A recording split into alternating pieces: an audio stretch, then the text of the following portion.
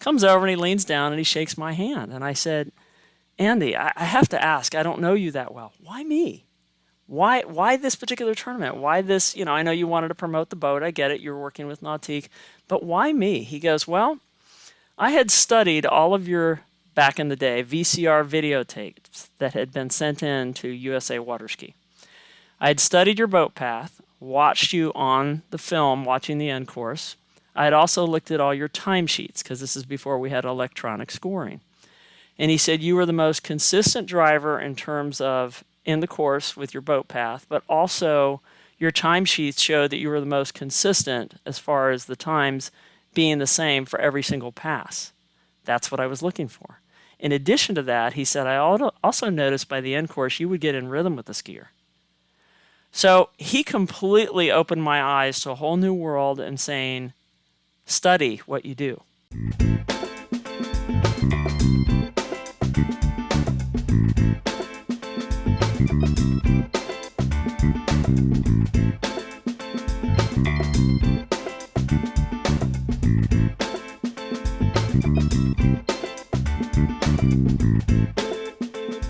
Hello, and welcome back, or welcome to the Waterski Podcast. This is Matteo, your host, and the goal of this podcast is to promote water skiing, my favorite sport in this whole world. I really love water skiing. Love water skiing, and I've been doing a lot of episodes, primarily interviewing people in the sport. People, whether they are skiers, coaches, judges, organizers, drivers, people who are involved and enjoy the sport of water skiing. And it's to this last category of drivers that this episode is really about. I had a chance to interview Becky Lathrop, who is a driver based in West Palm Beach, Florida, and is one of the best drivers in the world. Now, this being said, I am pretty sure I've never had a chance to ski behind Becky. And one of the things I think you will all feel after listening to this interview is like a strong desire to ski behind this person. I don't know that I've spoken more driving than I did with her in this interview, and I don't know that I've spoken to a more passionate driver than Becky. And when I say passionate, I mean truly, she loves the sport of water skiing. She's a skier, but you can tell that her commitment and passion for water skiing, stems out of giving a fair and enjoyable pool to the person behind the boat. I absolutely loved speaking to Becky. It was personally a very needed chat.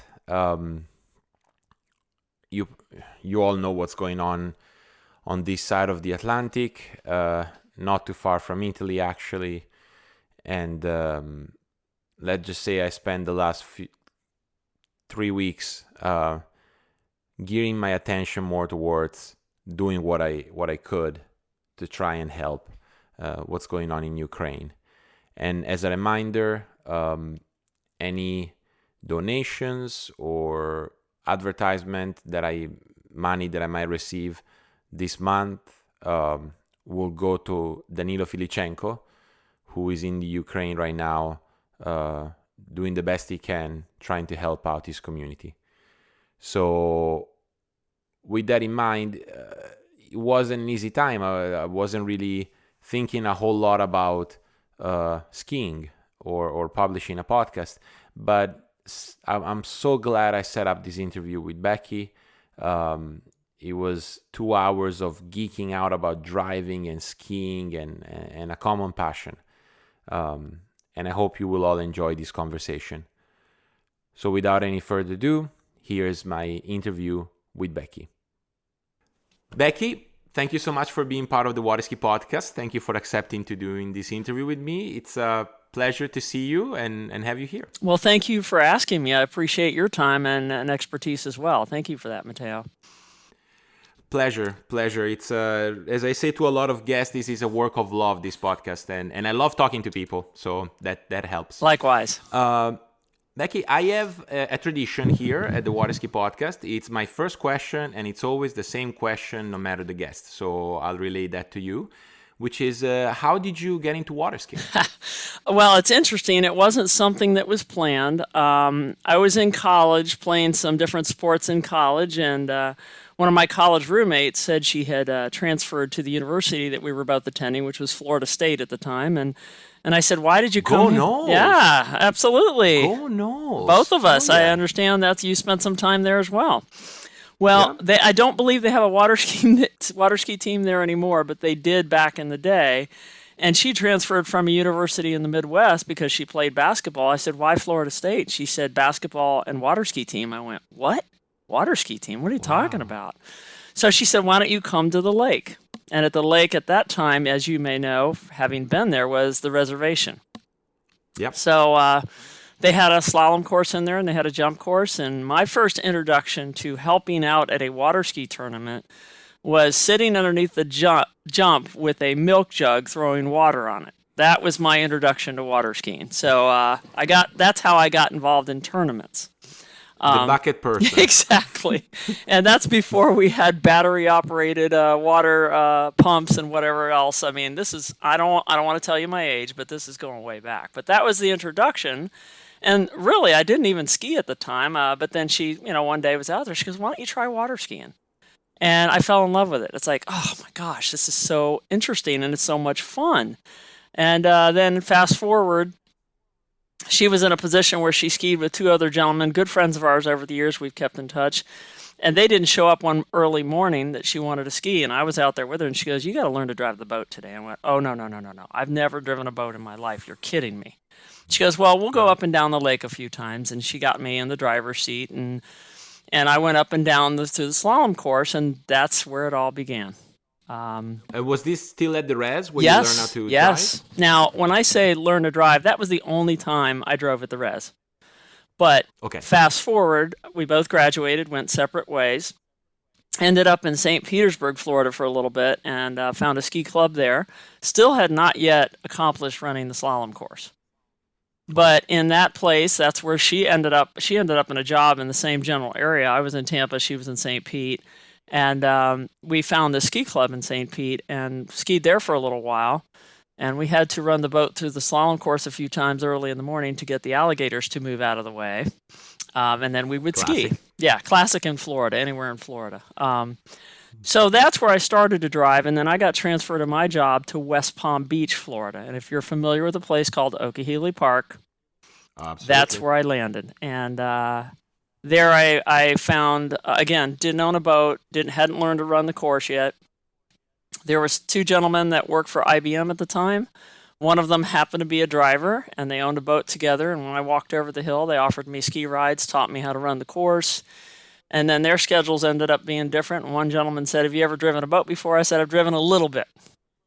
And he put me in the driver's seat, and I drove a little bit. He's like, you need to do this more often. He says, you have a feel when I'm skiing behind you that I don't get always behind other drivers. Now, he and his boat partner were excellent drivers. And he said, I think you need to do more of this. And I said, okay, if you're willing to let me drive your boat, sure. So they were my coaches, along with a lot of other people, along with other drivers and skiers at Okehele, because Okehele has all different boats, all different levels of skiing. And that's how it all started, really, jumping from boat to boat to boat. Now, well, it's fascinating that really at the early stages of your driving, someone already noticed something in your driving, right? I don't know that it happens often.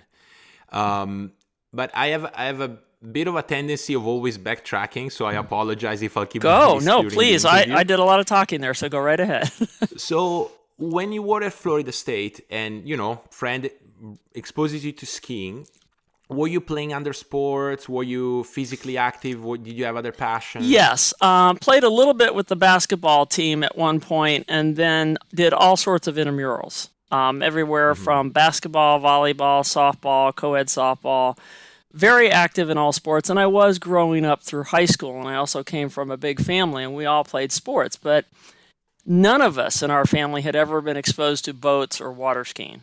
And people say, well, you lived in Florida for junior high and high school. You never got in a boat? I said, never saw a boat. So, yes, played in a lot of sports, very active, love sports. But one of the things that I learned about myself is I always had to work harder than the average athlete or than the gifted athlete. I was not a gifted athlete. I had to work hard at every sport, and I would go above and beyond and train and do things that others may have just had a natural talent with. I never really had natural athletic abilities, but I love sports. I love being outside. So that's how that all started. Right. Yeah, yeah. And with skiing, was it the same story? Meaning, like, I love this, but man, this is challenging? Or did you feel some sort of talent? Extremely challenging. It took me forever to learn how to get up on one ski. I got up on two relatively simply, but then, I was getting frustrated. I could drop one and ski, but I couldn't get up on one. And like everybody else, once I did, I fell in love with it. There was something about skiing, and it still is to this day for me, versus any other sport I've participated in. Skiing, no matter how bad you've had a week, personally, professionally, or whatever, you get in the water and you ski, and it's for that 15 minutes, it clears all of your stress. And I've not found another sport that does that like water skiing does. So that's how I fell in love with it, and that's why I've continued to pursue it. Yeah, I mean, as you know, I'm a competitor, so obviously within that 15-minute set, there's also other stressors, but they're involved with the set. Correct. So truthfully, in those 15 minutes, the world doesn't exist. Correct.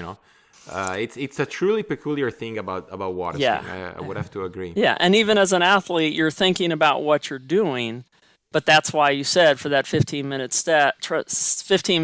set, you're thinking about water skiing and nothing else. And when I get done, no matter how good or bad the set is for me now, it's like, oh, that was so awesome. I'm so glad I did it. It might not have been the best set in the world, but I still get out of the water going, that was so much fun. Never do I say this isn't fun, so great sport. Yeah, and I think one of the great things about water skiing is that you can do it later on, as opposed to other sports. And I mean, I would like to consider myself still relatively young, but every year that goes by, I always have more of an appreciation of the fact that I get to ski. Correct. Which is surprising because now I work at a ski school, I manage one, I'm always around skiers and skiing and ski talk, and truth to be told, around 9 p.m. I'm ready to think about something else. But it is like, how can I say, there is that aspect to it of community, like it really sets itself apart. And you said something about you, which I'm just curious to hear your thoughts, because I see that a lot at ski school, and it's one of the biggest challenges, in my opinion, in our sport, which is get people to start with one ski. Like, I feel that we lose so many skiers. Just the pyramid already becomes narrow the second we go from two skis to one skis. I don't know. Have you found any luck in helping skiers? Yes. I think everybody has their own unique way of learning how to do the one ski. I've had some people say drop one. I've had people say ski with one foot in the boot and drag your other foot and pull yourself out. I think one of the most important things for me was finding out which foot forward. Now, nowadays, we've gotten to the point where everybody says go right foot forward if you're teaching somebody to ski, because that'll give them a better start at a gate or whatever the case may be. Well, at the time, I had injured and completely severed my ACL when I was playing basketball and volleyball in high school. So my right knee was not stable at all. So I chose to start with my left foot forward, and I kept trying to get up on one ski dragging. I wasn't strong enough because that leg was still pretty injured at the time. So I ended up, one gentleman was watching me. He goes, hey, do me a favor. Just put your back foot in that little slip. First time on the water, right up. So I think you have to gauge the person's abilities, and you have to be able to assess, how do I get this person up? I think the best way is to get them to learn to drop first so they get that feeling of balance. And then when you get 2 feet on a ski, to me, you're more balanced. Matteo, I hate to admit this, but I am not the most coordinated person in the world. Um, Having said that, it was easier for me to ski on one ski than it was on two, because now I have Ah, 2 feet and I have better balance. So that's yeah, what encouraged me to start learning how to do the slalom course. Somebody said, "Why didn't you jump?" I actually went over the jump at a ski school because I took a week off of nice. work in my mid to late 20s and said, "I want to learn to do all three." But then Yeah. after jumping and falling in love with jumping, I bought 2 jump skis, a helmet, and I was ready to go. Never went over the jump again the rest of my life. And the reason No. I share that is because I've said to myself, I don't have an ACL in that one knee. It's not as that leg is not as strong no matter how much I work out. I need to work for a living. Water skiing is not where I'm going to earn my living. But at that point in time, I'd also started to drive. But I was enjoying the boat driving more than the skiing because at an early age, my father got all of his 5 kids to drive a car. And Hmm. we did it sometimes as young children, probably not legal at the time, sitting on his lap. But Okay. then the driving, once I got 16 years old, he goes, "You're getting a license now." It's like you have no choice. You're going to drive. I love to drive, cars, boats, whatever now. And I've had people ask me if I want to learn how to sail. I tried that once. I'm not very good at it. I said, "Look, it's hard enough to be a driver in a boat. Let me work on Right. that instead of trying all these new things." So that's how I ended up getting into water skiing, spending more time driving than skiing. And I guess let's stay on that because, as you said, there was a moment in time where the passion for driving basically overtook your passion for doing the water skiing. Hmm. Was there like an episode, or was it a gradual thing, just driving your two coaches? I think it was a combination. I think it was a gradual thing. I love skiing, but once you get done with your 15 or 20-minute set, you might have to hang out at the lake for an hour or two before you get your second set in. And Right. I think during that quote unquote downtime, some of the folks that I was surrounded by were incredible coaches, good attitudes, their willingness actually to accept me as a novice driver and to teach me things. Not everybody is willing to do that, and I was very blessed that early on I had my college roommate, I had these folks at Okehili, and then in between sets, I'm like, well, let me do something. I don't like sitting idle. So even when I'm Yeah. at tournaments now, if I'm driving a certain segment, if they need a judge, hey, put me in the boat, put me in a tower, whatever you need, I'll help out. I don't like sitting still. So Yeah. having said that, these folks were very patient with me. In fact, just recently, Matteo, one of the gentlemen that owned that boat has not been back to West Palm in 1995. He showed up 2 weeks ago and said, "Oh my gosh, is that Becky Lathrop in the boat driving? I see you on webcasts all the time." So we got to talking, and I said, I'll never forget the first time I hand drove him because there was no cruise control at the time. And his boat partner had to work, so he couldn't be out at the lake. I pulled him through a 35 off, and this was, I'm going to say, early 90s, mid 90s. And back then, that was pretty good skiing for a 34-mile-an-hour skier. Yeah. And we get to the end, and he says, "Oh my gosh, that felt incredible." And he said, "Was it slow?" And I said, "Yes, I'm really sorry. The time was slow because we had little stopwatches on the throttles with little buttons." And he said, "Well, what was the time?" I said, "It was a 16.97." He said, "Are you kidding me?" He said, "16.95 is actual." I said, "Yeah, but you asked me if it was slow. It was. It was 2/100 slow." I had no concept that there was this range of time because I always shot for 16.95. And he was laughing at Wow. me in the water, going, "If that was 16.97, that's the smoothest I've ever felt behind a driver." So that was the little Wow. kickoff of him saying, "You really need to spend some more time driving boats." And I had a Hmm. lot of support from our ski club here and people that I pulled and even partners, boat partners, and wives and husbands that didn't drive. They said, "Becky, please come drive my husband or please come drive my wife. I can't do this." They're yelling at me at the end of the lake. That's how it all started. We need to have a nice dinner, so let's get them a Yes, good ride, you exactly. know?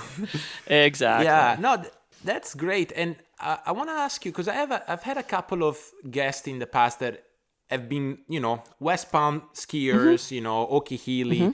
And could you give a sense to our listeners of what's the setup Okay. there? How many lakes? Sure. How it works? Because it is a peculiar thing, I would say, worldwide. That Okehili gem. Park is one of the most unique public parks of any ski site I've ever been to. First of all, it's a public park. in addition to the lakes that we have, which we started out with 3. And our ski club was founded in 1954 on a separate lake that was just a one lake site, and had meetings with the county when they were developing Okehili Park back in the early 80s, I guess. And the way it became was, hey, we'd like to have a water ski facility here. Will you help us design the lakes? Because they were digging these man-made lakes in this park. Well, the park, if you go online and you go to Palm Beach County Parks and Recreation, the park has football, according to folks in Europe. So football, soccer, softball. It's got tennis courts. It now has pickleball courts. It is one of the largest parks of multitude of different sports that can be accomplished there. There's even a nature center in the back. There's a frisbee golf course. They've got everything you could possibly think of. And because of that, our club has been instrumental. We've been very involved with a partnership with the county. So we have 5 individual ski lakes, and they're all connected by these little canals that were dug to make sure the water was connected.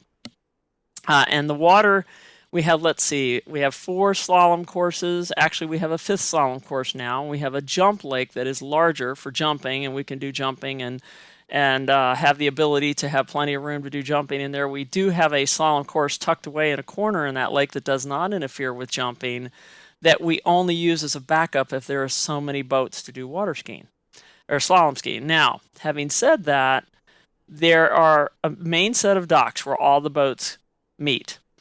And in that section of the lake, there are 3 slalom courses that can be accessed by those docks. There's a separate set of docks down by the jump lake for the 2 courses there, the jump course, and then there's another slalom course in the back.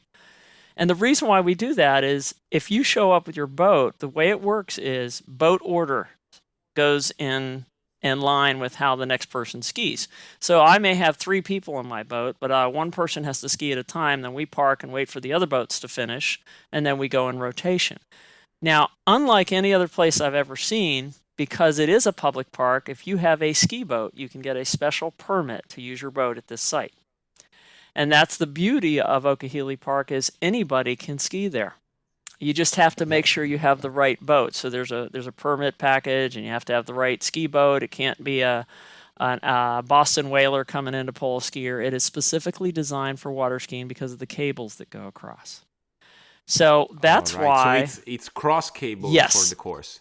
Except for the one course, the 2 courses in the north end are on anchors. And the reason why we do that is because it's easier to maintain, faster to put buoys in if somebody knocks one out, things like that. Plus, if you have people that are beginning level drivers and skiers and they're not as fluid at driving a course and they accidentally knock out a buoy, it's a whole lot easier to put it back in because we have a pretty quick system for putting it back in. So having said that, that's where, as a driver, when I would show up and get my one set in, it's like, well, while I'm here, if people will let me drive, and that's how it all started, me getting in the driver's seat and driving every different boat there was, and still is. There's still one guy that has an older Mastercraft that doesn't have cruise, and I'm like, can I drive? And he's like, sure. In fact, I was going to ask you, because there's not many people that know how to drive without a cruise control system anymore. Yeah. Well, so from what I hear, obviously in those, let's call them formative years, right, of your driving, you were driving different people, different boats on an almost daily basis. Correct. Which I think, what better way to become, a very versatile and precise driver. But it seems to me, and again, I've only been to Okehili once, didn't even get to ski. Aww. So, we're going to have to change that. Yeah, we have to. You have an open invite anytime. Thank you. But it seems to me that despite the fact that anyone can sort of, launch their boat and put themselves in line and ski, there seems to be also a fair sense of community there, people know each other, they don't mind, as you, maybe in your case, driving for one another, maybe spotting someone. So do you think that had also a role in you being more passionate about driving? Absolutely, because the people I was surrounded by, and like anywhere else, the people I was surrounded by in the early days were people that were willing to work with me. They had great attitudes. They were encouraging. And when finally the one guy says you need to get your tournament driver's rating and you need to become a tournament driver, I actually said no at first. I said, I see drivers get yelled at. I don't want to be yelled at. And he says, no, you don't understand. You have a little bit of a touch with the steering wheel and the throttle that other drivers don't have. We will be there to back you up if you become a tournament driver. So I had a lot of encouragement by that community and by a handful of individuals and people that would say, hey, Becky, will you jump in the boat and pull me? And then I started thinking to myself, well, if I'm going to drive for different people, I want some feedback. Tell me what you feel. Tell me what you like. Tell me what you dislike. And I took that into Future Forward when I became a tournament driver, not asking people in tournaments. That's not the right time or the right place. But afterwards, or in practice before or after a tournament, talking to people that skied with me, tell me what you felt. Tell me some things that you would like to feel differently. So I learned from a lot of really great people. In fact, the late, great Andy Mapple. One of the first record tournaments I drove, he came to Okehili and he said, I'm bringing the ski nautique. And he said, this is the new design. I recognize that if we use it, we're only going to use it kind of as a test for him to ski behind in a record tournament. If he breaks or does something with a record, it's pending that boat getting approved in the boat test. So he made arrangements with our ski club ahead of time. Unbeknownst to me, he said, I would really appreciate it if you would let Becky drive me in this new boat. Now, I honestly didn't even know Andy Mapple that well. I had met him a couple times. Very polite, very incredible individual, obviously an incredible pro athlete. And I didn't say anything, but he gave me the boat. I put it in the water. It had perfect pass at that time, and I had to hook up all the wires because the boat was so new that the wires weren't even hooked up. So I had to do that, and then I had to go test it in one of the other courses while the tournament was going on. I'm testing it to get it set up. And I got it as close to as I thought I could get to being, pretty appropriate. Well, he was my first skier, first and only skier behind that boat. And I was like, okay, no pressure here. Was it the first time you drove him? It was the first time I drove him and the first time I drove that particular new model boat. So no pressure at all. And I thought to myself, you know what? I said, okay, God help me out here. I'm going to put all this aside and just do my job. Do the best I can do. That's all I can do. And I will never forget it because he went out and started at 32, and I think he opted up to 38 because 32 felt so good, I guess. And I didn't say anything to him other than I'd get to the end, and I made sure my perfect pass was working. And that's the other thing. Anytime you get access to technology, you have to learn how it works and how to make changes on the fly. That was the one thing I learned early on. And by the time we were done, he ran one at 9.75. Tied at that time the world record. At that time, he tied his own record. And when he ran his 10.25, and we're going at the end of the course, I looked over at the judge. I said, did he really just run that? I mean, I was in total disbelief. I'm like, oh my gosh, it felt so easy. I said, he really ran that, didn't he? She was excited, and there were 3 people on the boat, and I'm like, okay, Becky, keep your cool, keep your head on. And he was pretty excited. He turned one. We get to the end. When we pulled into the docks at Okehili, everybody was jumping up and down, new world record, here at Okehili. Everybody was excited. I couldn't get out of the boat. My legs were shaking.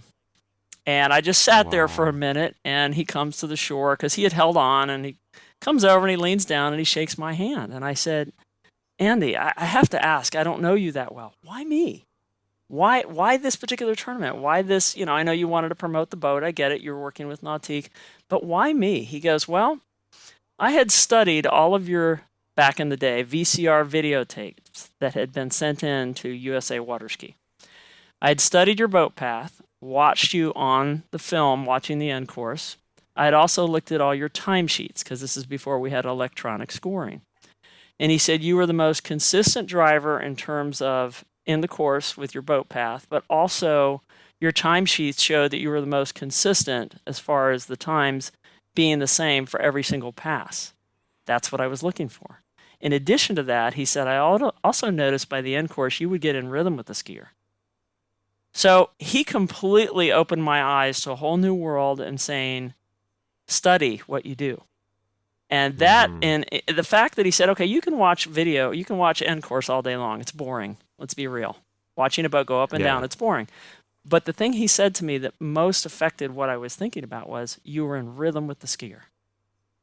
And that resonated with me as, this is something I need to study, not only myself, but other drivers, and pick up things from other people that are excellent drivers and such good drivers in our sport. What can I learn from them?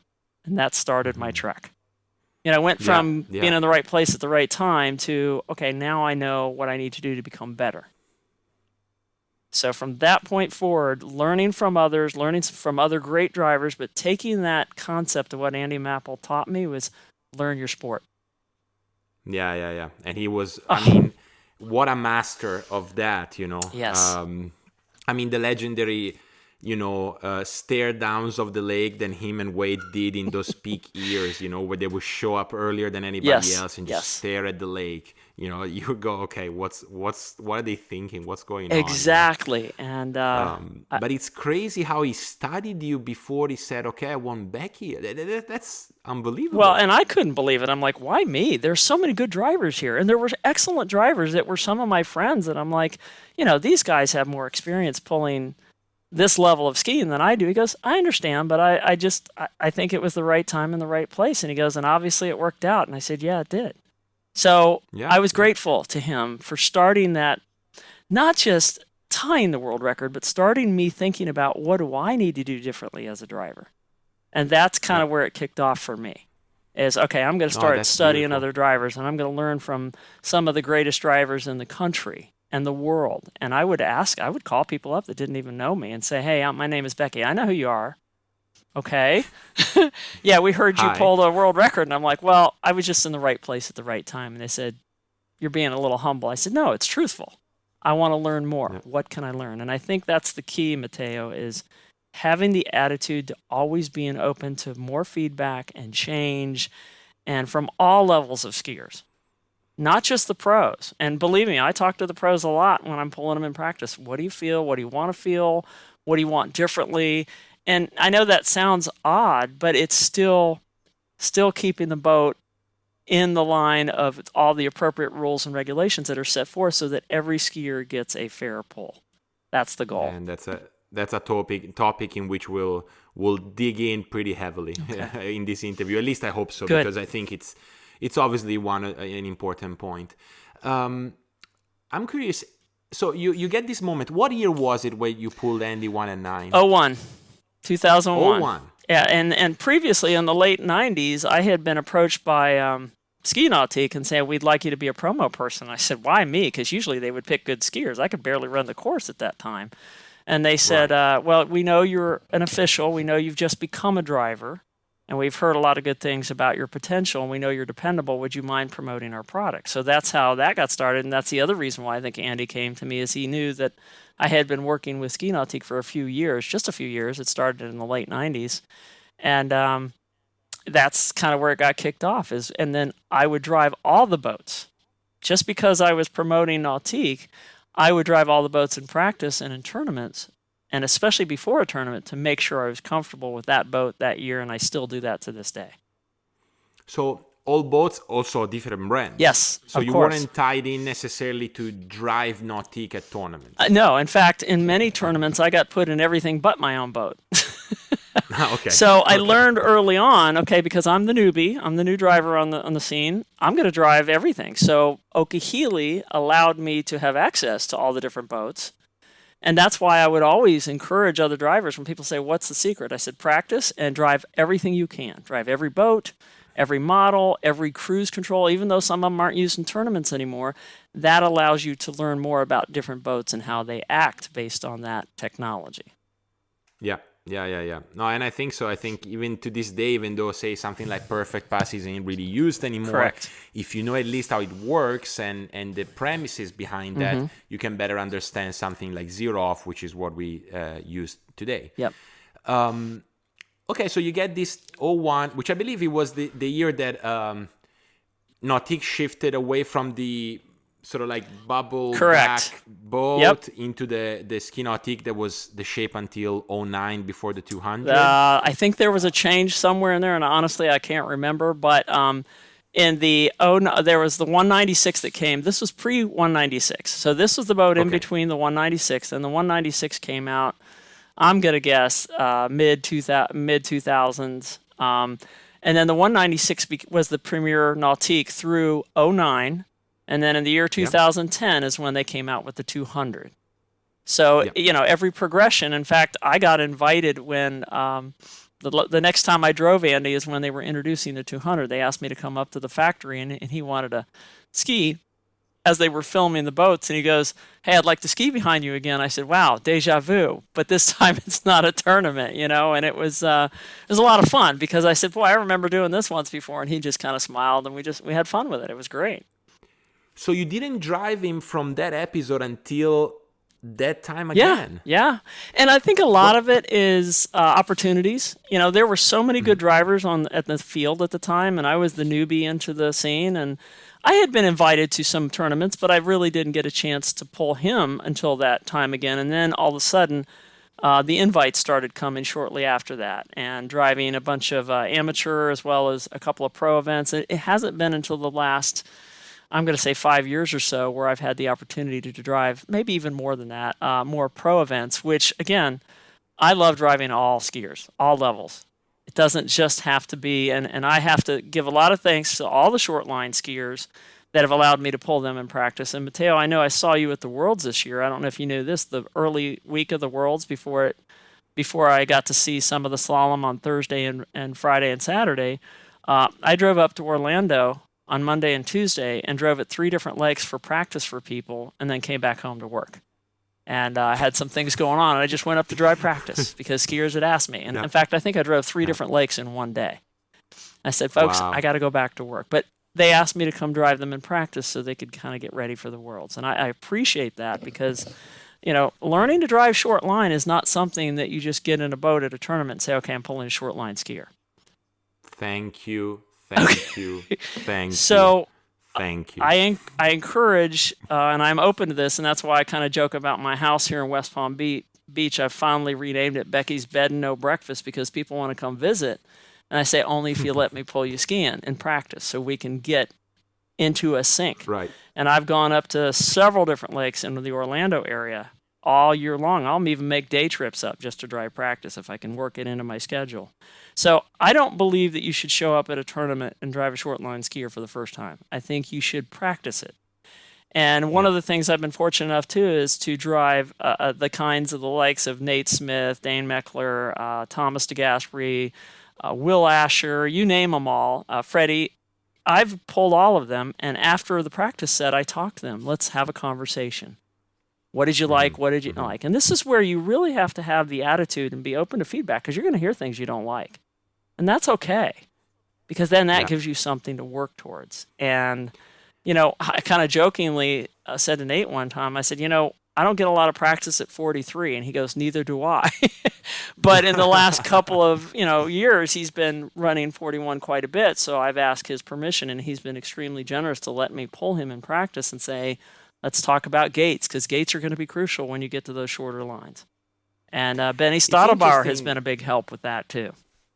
Oh, Benny, yeah. Well, I think it's interesting because, as a skier, obviously, I don't really run 41. I'm really close. I really want it so bad. But, obviously, from, let's say, 35 on, the difficulty is not linear, it's exponential. Correct. So, and if you see how many people in the world run a certain pass, you see that it shrinks to a high degree. But at the same time, also from a driving perspective, the shorter the line, the more a little mistake has a big effect on the score. Absolutely. Or on the potential score. So is that something you got, how can I say, in tune with as you started driving tournaments with good level skiers? I think it started, yes, with tournaments at the shorter lines, but I think it started even prior to that. I did not feel comfortable putting myself or asking somebody, say, hey, Becky, do you mind pulling the short lines? Well, if you're going to do that, I want to practice with them ahead of time. So that's why I've gone out of my way in advance of tournaments to pull short line skiers. And to comment on it, I also drove the Big Dog Series for a while, and I drive a lot of open women. So if I know I'm going to drive open women, for example, in an event, I will go practice with as many open women as I can at 55 or 34 miles an hour before the tournament with short line skiers so that I get into that sync, because 34 miles an hour or 55 kilometers is different than 58 or 36. You have to know, like you said, the timing is crucial. So if I know what event I'm going to be driving, if I can get it a little bit in advance of the tournament, I will go out of my way to practice with those skiers and short line skiers and get into the sync of figuring out where do I need to be at the right time, which goes back to what you just said. The getting in the rhythm with the skier is so crucial to being able to pull somebody through different levels of their abilities. And that's part of it. Making yourself available. I think it's also like a little bit of a like I had a good conversation about this with Vince Stadelbauer, of course, who, as you know, drives a lot. Yes, and even from a psychological perspective, as you're pulling someone like, say, a Nate, and until it's 38 or even 39 for him, it's pretty smooth sailing. You know what you get, but then even in the driving seat, for as much as he runs 41 all the time or often, you're about to put a 41 off, So, like, what it's funny that Vince said is that he said, according to the skier, I get the seat closer and closer and closer to the steering wheel, Well, that's funny because I start out close. Now, you don't have the ability. I mean, you've met me. I'm 6 foot tall. I start out with my seat as close to that steering wheel as possible because I want to feel the skier not only in my hand, my left hand on the steering wheel. I want to feel them in my shoulder that's closest to the pylon, and I want to feel them in my whole back and sitting in that seat. I want to know exactly where they are, and if somebody pulls too long, I want to be able to counter a little bit sooner so they have the line to get out of the buoy. Now, some people say, well, how can you do that without breaking a rule? I said, I'm not breaking a rule. That boat's not moving. All I'm doing is positioning myself with the steering wheel and the pressure. I'm not weaving the boat. I'm not accentuating anything that's not inappropriate because I want every skier to get a fair pull. That's my goal. No favorites when you're sitting in the driver's seat. When you're sitting in the driver's seats, the hat goes on. This is all business.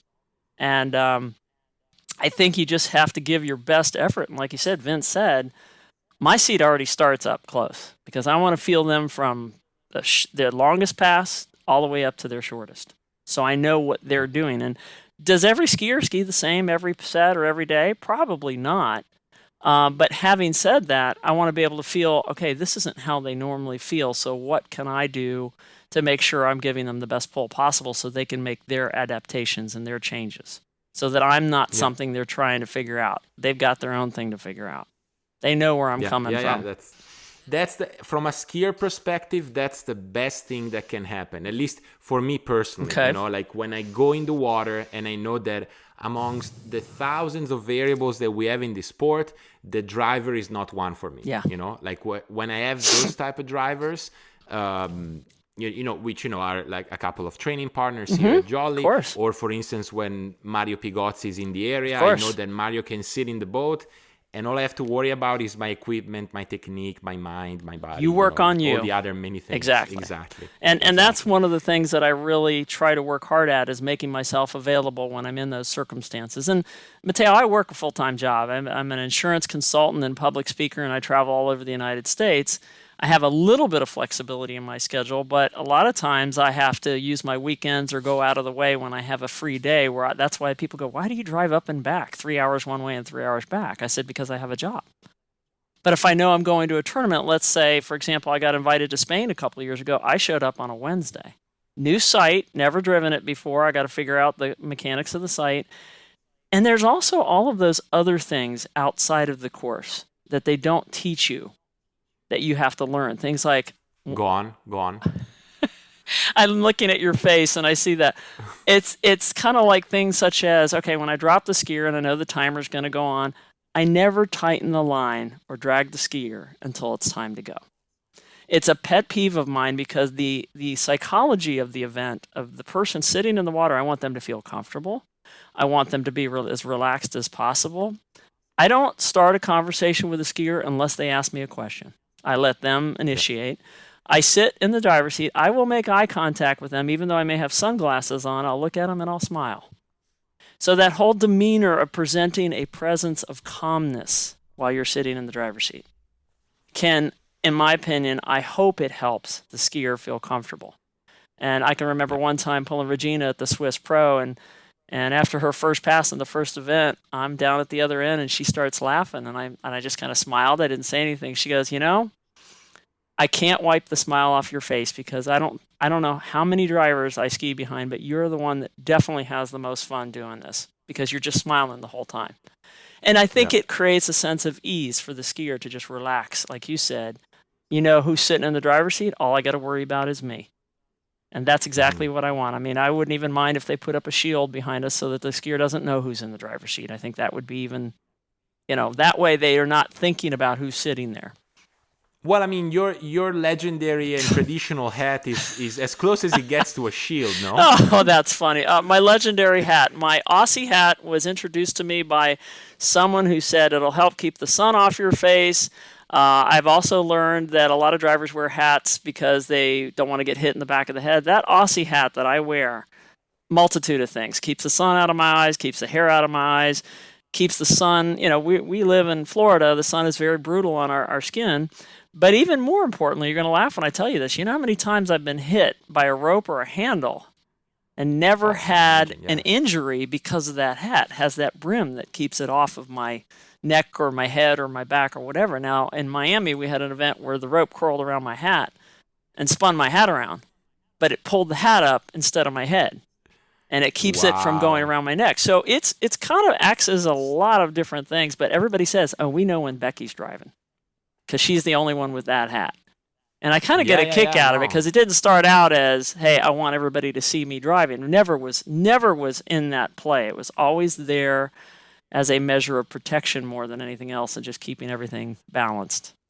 Which look, I drive as well. I Hmm. mean, of course, not nearly as good as you do, but I drive also as part of my Of job. course. And I've had the rope around my neck a couple of times, so I've developed that instinct you've seen a lot of drivers When to of duck. when they yeah, the duck, when they feel Yeah. that the, Yeah. the rope is not there anymore, Yeah. just duck to make sure that, to be safe. Correct. But I like the idea of the big hat as a protection, Yeah. you Yeah. know. And I might implement it this it year. really has served its purpose for a lot of things. I'm not going to say it's fail safe. I mean, I could wear a helmet, but that would be a little hot and probably a little obnoxious. But I have A little learned that, extreme, yeah. and again, it's all about practicing and learning these things over the years. All of this is a combination of as much practice as I can get, as much availability. And I got to say, I have to thank you and all of the skiers who have been so awesome about letting me come drive at the different sites and letting me practice with you so that when and if I get invited to a tournament, it's not the first time they've skied behind me. I don't want that. And I will reach out to skiers that I've not pulled before and said, "Hey, I'm going to be driving this event. I saw your name on the list. Would you mind skiing with me in a practice set?"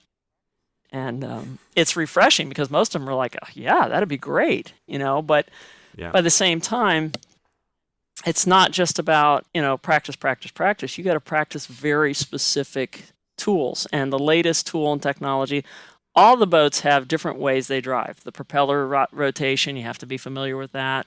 And the new technology is the SurePath, which helps you determine where you are in the course at a given time. Now, people say, "Why look at the numbers?" I say, "Well, I don't really look at the numbers. I look at where my path is, where the skier is coming off the buoy. That goes back to the rhythm.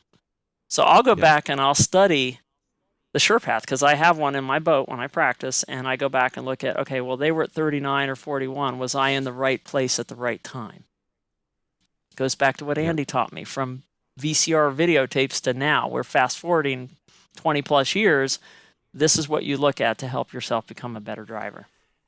And I'd be curious to hear your opinion on this, but I don't know if you know, I have a background in psychology. So one Oh, of the good. things that we know about learning is that immediate feedback is one of the best ways to learn. And I think it's one of the amazing things about SurePath is Yes. that you're driving someone, you have a feel of how you did, and then the SurePath can corroborate that or not. Yes. Right? Yes. But that feedback coming literally seconds or even less after you've driven the pass, as opposed to even just get access to the same numbers half an hour later. Yeah.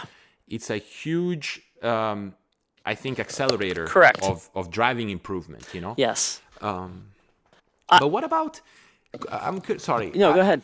Because then I've noticed this. So I'll give you the background. SurePath is not nearly as widespread in Europe Correct. yet. And I think part of it is the fact that we use a lot of cable courses. And in the beginning of the development, the cable course setup for the SurePath wasn't as precise. I'm not honestly aware of how it is now, but I've heard it's better. It is. But I think it's one of the reasons why it's not as widespread here. Yeah. But I moved home 2 years ago, and then I've already come back to the US 2 or 3 times, and I got to ski with my friend Keith, and he has a SurePath as well. Keith Albritton, yeah. And I noticed that there's this tendency now of the driver telling you the numbers or how good or not good they were in that pass, right? So, you ran a 38, and they tell you, oh man, I had zeros and twos, or, it kind of goes, like, in a way it's reassuring, right? So you ran what felt like a good pass, and they tell you the numbers are good, so you feel good.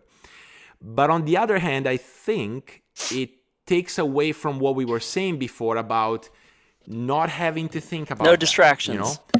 No distractions. So I actually had to, it was the 2 weeks I was training with Keith before Worlds, and I had to tell him, listen, dude, Stop. I trust you.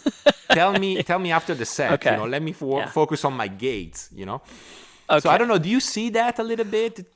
Because the tool has only been out, officially been out. It's been out maybe 2 years now, and I think officially in tournaments just this last year it's really been emphasized. Here's the issue: drivers are still learning the tool. What I have learned from using the tool, and I bought one myself thanks to some other folks like Jerry Jackson, part of the tech committee. I bought one and I've been working with it.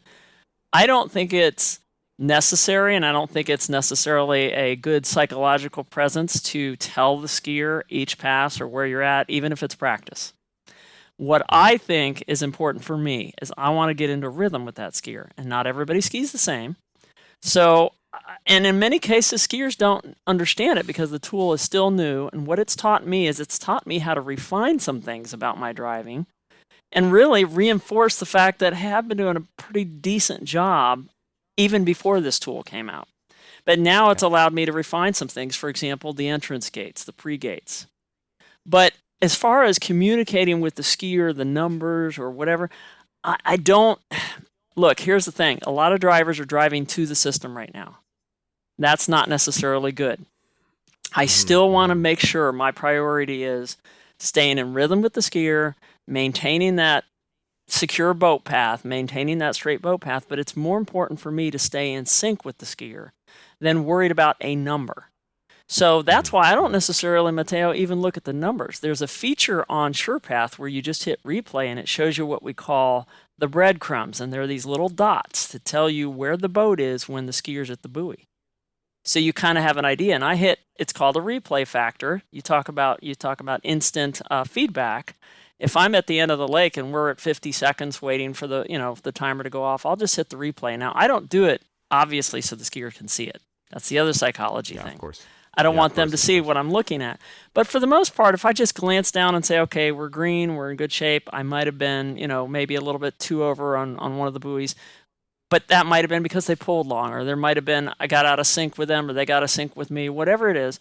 But then I'll hit the replay, and I can speed up that replay on the SurePath. You can set a setting to make it go faster so you can do it while you're sitting at the end. And everything I do at the end, I've still got the smile on my face, and I'm still looking at the skier. Because I don't want them to think I'm second-guessing what I do, because you said you're familiar with psychology. I think a lot of our sport is psychology, because if they see me going back and replaying everything and I start shaking my head, what do you think they're thinking? So I'm very conscientious to that, and knowing that it's more important for them to be confident in me and what's happening in the boat, and they don't have to think about it. They see me smiling, they see me at the end, I hit the button, they don't even know I hit it, because my SurePath is below the throttle. And I have it facing the judge, so the judge can see it, but I also have it so that they're not seeing me punch numbers up on the dashboard or up on the windshield. Again, that's psychology.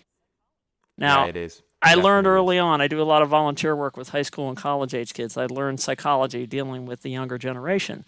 So that being said, fast forward, adults or young people alike, we're all affected by our confidence. And if you have confidence in what that person sitting in the seat is doing, they can do their job easier. And again, I just happen to be in the right place at the right time. Yeah, I think it's that, and it's also, you know, confidence of the driver, which I think comes from opportunity, right? Correct. So in a way, you have to do your diligent work of driving often, driving, you know, if you plan on driving short line skiers, driving some of them, and open parentheses, short line skiers should give those opportunities as well. But also giving young drivers a shot. Yes. Which honestly, this is what I've been trying to do with my event here at home. Is you're young, you're a senior driver. You know, in the US would be Pan Am driver. Okay. He would be international driver, the same highest level. You need to have a first, Yeah. like a first record capability tournament, Absolutely. first pro tournament, first title event. And I think as the driver confidence builds up through opportunity, then the skier's confidence in the driver builds up also, and then all of a sudden we have another great driver that Correct. can drive fair and proper tournaments. Yes. You know.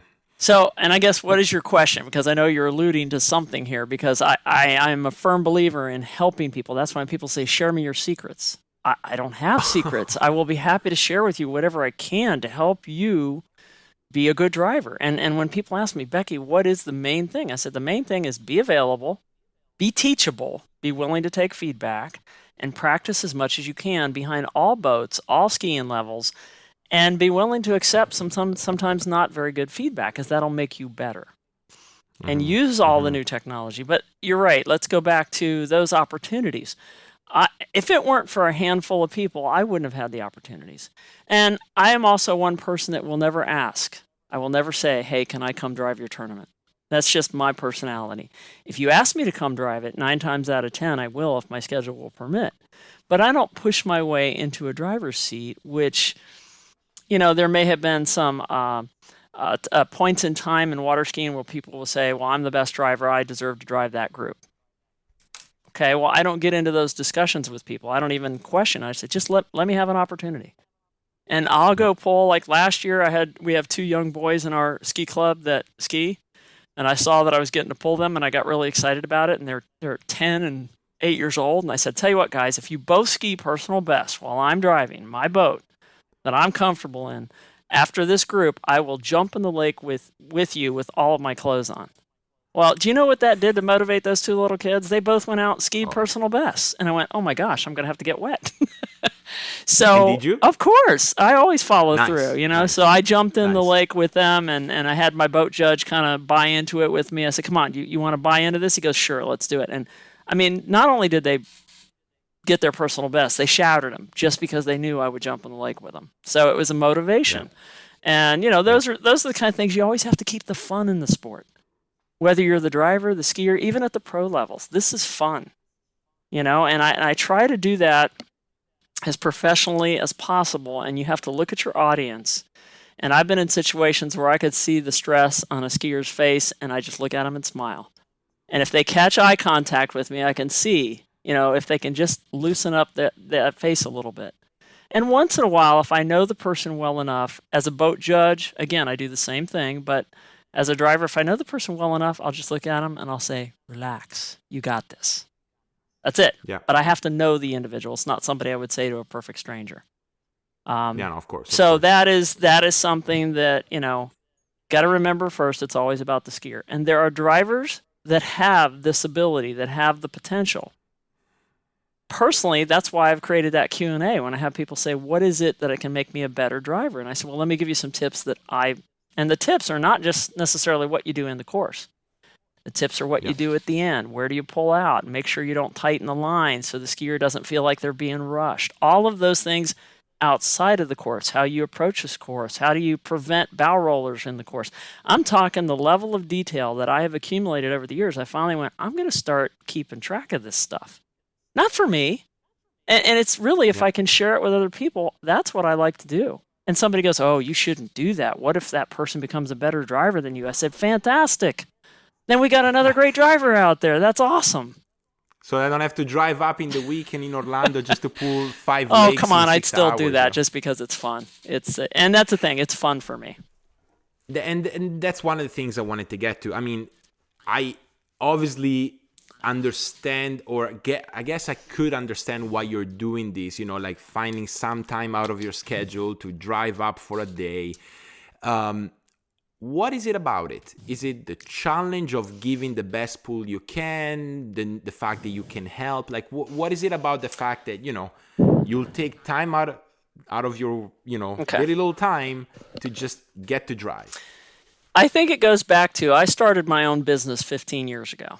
I've worked in the insurance industry for over 35 years, and I decided I wanted to start my own business so that I could have the opportunities to go up and drive people in practice. And I'm a little bit more in control of my schedule now that I have my own business than I did when I worked for a different organization. So I did that at the beginning because I said, I want to drive more ski tournaments because they're so much fun. And even if it's not tournaments, you can talk to some of the skiers. I may not always get the opportunity to be in a tournament. I'm good with that. And they said, but Becky, you put the time in, you put the effort in. I said, you know what? As long as y'all will have the confidence in me driving in practice, if that helps you achieve your goals in a tournament, I'm good. I don't mind being sometimes behind the scenes. Would it be nice to be invited? Of course. Everybody would like to be invited. But again, we're invited as an individual driver, but it still takes a team for that skier to do as good as they can. And when I'm driving a tournament, every skier is going to get the same fair pull. Nobody's going to get beneficial or different pull other than when you're behind the boat, the professional hat is on. I'm doing my job. Yep. And what gets me to do it is how much fun it is to drive. And again, I don't care if it's practice or a tournament, it's just a blast. And here at Okehili, yes, I still work and I work from home. I have a home office here. But when somebody says, hey, Becky, it looks like the rain is letting up. Do you have any time that you can run out to the lake and pull me? Because I'm 15 minutes from the lake. If I can work it in my schedule, and now that the time has changed here in the U.S., we have the later evenings. Even if I'm not skiing on that day, I will go to the lake and say, hey, somebody want me to drive? I'd be happy to drive. And they're like, seriously, you came all the way out here just to drive? I'm like, yeah, it's what I like to do. Because I do have a boat, I trailer the boat, but I also like to get out there and drive, even if I'm not skiing that day. Well, but it also sounds like you enjoy skiing. I do. And I'm so grateful to have that promotional boat that has made it available to me, as well as Okehili. If it were any other place, I don't know that I would have the opportunity to ski and drive. And to be able to tow that boat out there, like I said, I'm 15 minutes away. You can't leave a boat at Okehili. It's a public park. You have to tow your boat back and forth. I take the boat out, I ski, and then that boat may sit the rest of the evening and I pull everybody in their boats. Or if somebody says, hey, Becky, can you pull me behind your boat because I got a tournament coming up, I'm going to ski behind an Altique. Sure, hop on the back.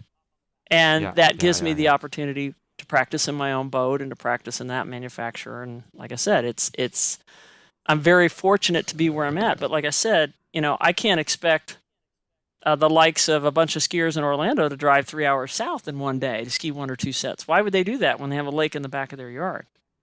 I can go up and make the rounds of the different lakes and pull people, and it's great for me, and it's great practice. And then if they say, Becky, we'd appreciate you driving some of the tournaments, I said, that's not in my control. If you all want to offer your opinion or your advice, that's up to you. I'm not asking you to. That's your call. And like I said, I will never force myself into a seat, but if you want me to drive, I'd be happy to. That's amazing. It's a passion. Look, I get it. I want to bring something to you. I'm curious to hear what you think. So I am definitely a better skier than I am a driver. That's a fact. Okay. So when I drive, inevitably, I would say, the way in which I try to feel the skier is informed by the fact that I am a skier. Okay. That I know what I like, that I know certain things that I like and I don't like when I'm skiing behind someone. Okay. So I don't know anything about your skiing level, but it seems to me that for you, the roles are reversed, right? Yes. So the question comes, when you ski, do you feel the driver and do you you see what I mean? Yes. Are you thinking it the opposite way? Okay.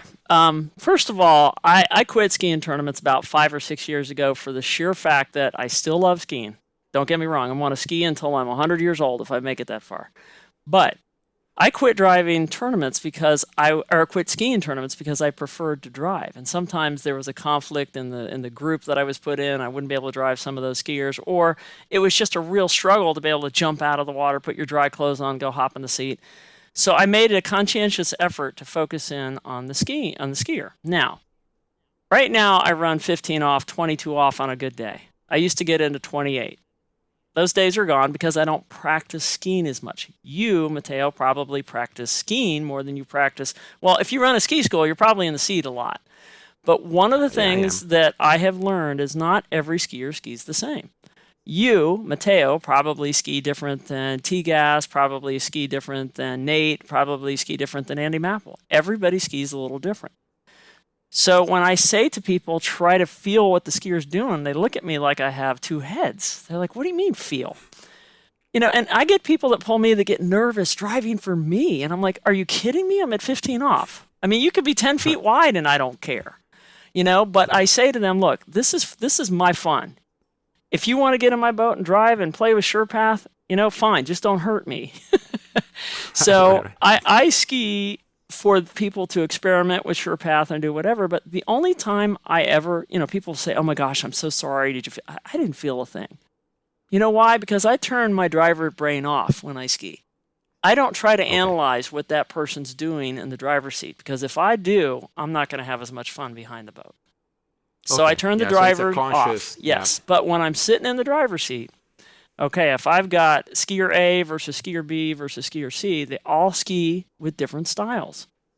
That is why I have gone out of my way, and people like, for example, Benny Stadelbauer, Clint, and the Swiss Ski School, I'll go up there and say, hey, can you line a bunch of people up? I don't care if they're ski school students. I'll pull people. And that gives me an opportunity to feel different skiers at different line lengths, at different abilities. And that teaches me how to feel what's going on behind the boat. So say, for example, Matteo, you're running 41. And you get a really good start at one ball, and you're feeling really good at two, and you go, oh, I better pull really hard, and you pull a little bit long to three. I'm going to feel that. And what I try to do is just ever so slightly counter the steering wheel, so that if I know you're pulling long, if I don't do anything, if I do nothing at all, you're going to have slack at three ball. Is that a fair statement? Yeah. So if I try to counter a little bit away from three, but not too soon, this is where the timing comes in, and this is where practice comes in, that you'll at least have some line to pull out of three, so that and I've had skiers, we get to the end of the lake after they've run the pass and said, thanks for saving me at three ball. And I said, you felt that? So then it reinforces what I'm doing is correct. And then I can look at SurePath, instant feedback, and say, totally within, the guidelines, not even close to being out. Because I don't want to, I would hate, and I think it happened one time because we were having some technical issues, I would hate for a skier to break a record or be in a position where they broke a record and it would be denied because of boat path. That would just, I would feel horrible. I feel for the skiers. I put myself in their shoes. Look, Becky, I think it's time to give a bit of education about SurePath and tolerances, because we have a lot of listeners that don't even know how to ski the course. Okay. So there are some rules about where the boat needs to be in the course. Okay, great. And there is a deviation that is as far as each buoy, and then there's a cumulative across course. Correct. Could you explain a little bit what those are? Sure. I'll try to put it in the easiest terms for a person who's not used to it. So the distance from the beginning of the course to the end of the course. The boat's purpose is to try to stay as straight as possible in the middle of the boat guides in the slalom course. Now, when you have a 200-pound person skiing behind you, going back and forth, left and right, as a driver, you have to anticipate a little bit of what's happening so you can maintain that straight boat path. Now, the deviation, there's two deviations, like you mentioned. Distance between the pylon, where the rope is attached, out to the buoy. The boat cannot deviate more than 20 centimeters. And for those of you in Europe in the U.S., that's less than, I can't even do the math now, less than 4 inches, whatever. It might even be less than 2 inches. But 20 centimeters on either side. Now, if I end up at 10 centimeters, I got to go, I have to be careful, because I know by the time I get to the end of the course, those centimeters I'm off could add up and could put me out of tolerance for the full pass. which is why it's important to get in rhythm with the skier, but stay within the confines of what that's telling you. So if you're plus or minus 20 centimeters on either side, the cumulative, which I believe this rule is changing, I'm not sure that it's confirmed yet, but I believe that right now the cumulative is 49 centimeters from the beginning of the course to the end. And if I continue to do a plus 10 closer to ball 1 and then closer to ball 2, in effect, I don't want to call it weaving, but I'm trying to help the skier more than I should. In effect, what I want to do is I want to stay as centered as possible, but I still want to stay in rhythm, and I can do that by pivoting the boat and the pylon stays still. And that way they have the line the whole way without me jerking the line out of their hands at the buoys, especially at the shorter lines. Which is, I think it's a key component that a lot of people don't understand. It's the pylon is the reference, right? The pylon is that point that goes through the course and is the base for all the Thomases and the deviations, the measurements that we talked about. So, so now let's take an example just for clarity. Okay, sure. So let's say I am absolutely straight, right? But I'm 5 centimeters to the right. The whole way? So that means the whole way. Okay. So that means that I am closer to 1, 3, and 5 ball, Yes. 5 centimeters. But I'm also away from the skier at 2, 4, 6. Correct. Does that add up for the deviation, or does it become 0? It could become 0 if I'm hugging the one side the whole way. Now, Matteo, that could be perfectly okay for the quote-unquote rule book that the person got in the pool, but does that feel good to the skier? Not necessarily. No. Does that make sense? So Of what course, I try of to course, do of course. is I try to, I don't want to drive with the skier because they need the line.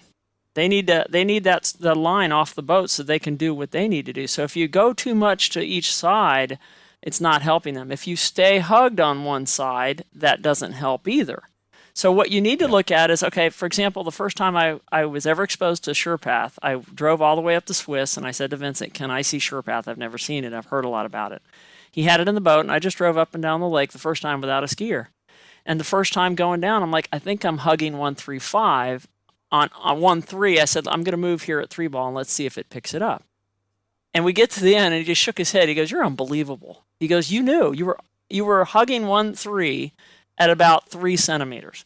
And 3 centimeters. I knew the movement in 3 centimeters, and I could actually move to the middle. So by the time I got to 3 to 6 and the gates, I was right down the middle. He goes, the fact that you could feel that without even pulling a skier and know where you are, he goes, that just means you drive the boat a lot. So, yes, to go back to what you're saying, if I know I'm hugging 135, that's a person who's more, again, a lot of drivers, this is new for a lot of new drivers, they're hugging one side because they're so concerned about being straight. And, okay, so I go back, if I move too much, now I might be hugging 2-4, and I'm shorting them on 135. Okay, finding the middle is key, and that's the beauty of that immediate SurePath feedback, is you can tell where you're at. But you also know the boat's not going to be perfectly in the middle each time because the skier's pulling on you. You've got to be able to get into rhythm with them. If you get into rhythm with them and anticipate what they're going to do out of that next buoy, you could stay pretty much in the center but still stay in rhythm with the skier.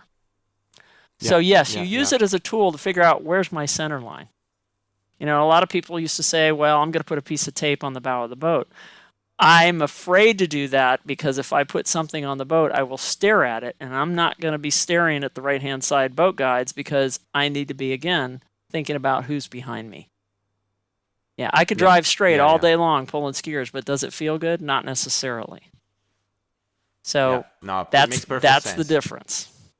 Yeah, and I wanted to get a sense to our listeners of why lately in tournament water skiing we've been talking a lot about the short path and drive path because it's important. Yeah, it is a variable when you get to the toughest level of the sport.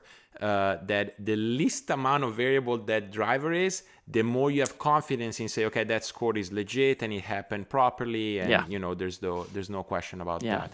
And it's a hugely important aspect because one of the rankings that we use in water skiing is based out of performance. Correct. Right? So you have things like pro rankings, which are just points that you accumulate at tournaments according to how you place, which, whatever. It's one way of doing it, but there's also another way of doing it, which is the average of your two best performances. And driving becomes a critical component of whether those performances are correct or not so much. Right. I just have a few quick Sure. questions about driving, just curiosity, Absolutely. which I know are like little things about drivers. Okay, you're stepping into a boat. Do you go around the engine box or do you hug the driving seat and sit down? You mean when I first step in the boat? It depends on which way You're the boat's stepping in the boat. parked. Okay. If the boat is Okay. parked with the passenger side, I will go through the passenger side and sit in the seat. I guess because I'm an owner of a boat, I'm very respectful of, I hate stepping on seats. I won't do it. It's just a pet peeve of mine. So if I can, I will go in through the passenger way. If there are two people already sitting there, maybe you've got a camera set up in there or something, two people already, I will step right over the engine box because, again, I'm 6 foot tall and half of my height are my legs. I've got very long legs. So it's easy for me to step over the corner by the pylon and then into the driver's seat. But I never step on the seat. I never step on or sit my tail end on the top of the seat and slide in. I'm also very conscientious.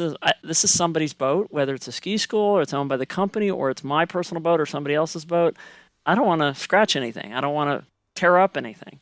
And Yeah, of course. so it all depends on which way the boat's parked, and it's going to vary based on if there's people already sitting there, what do I do? But again, it's just stepping in, and the very first thing I do is adjust the seat.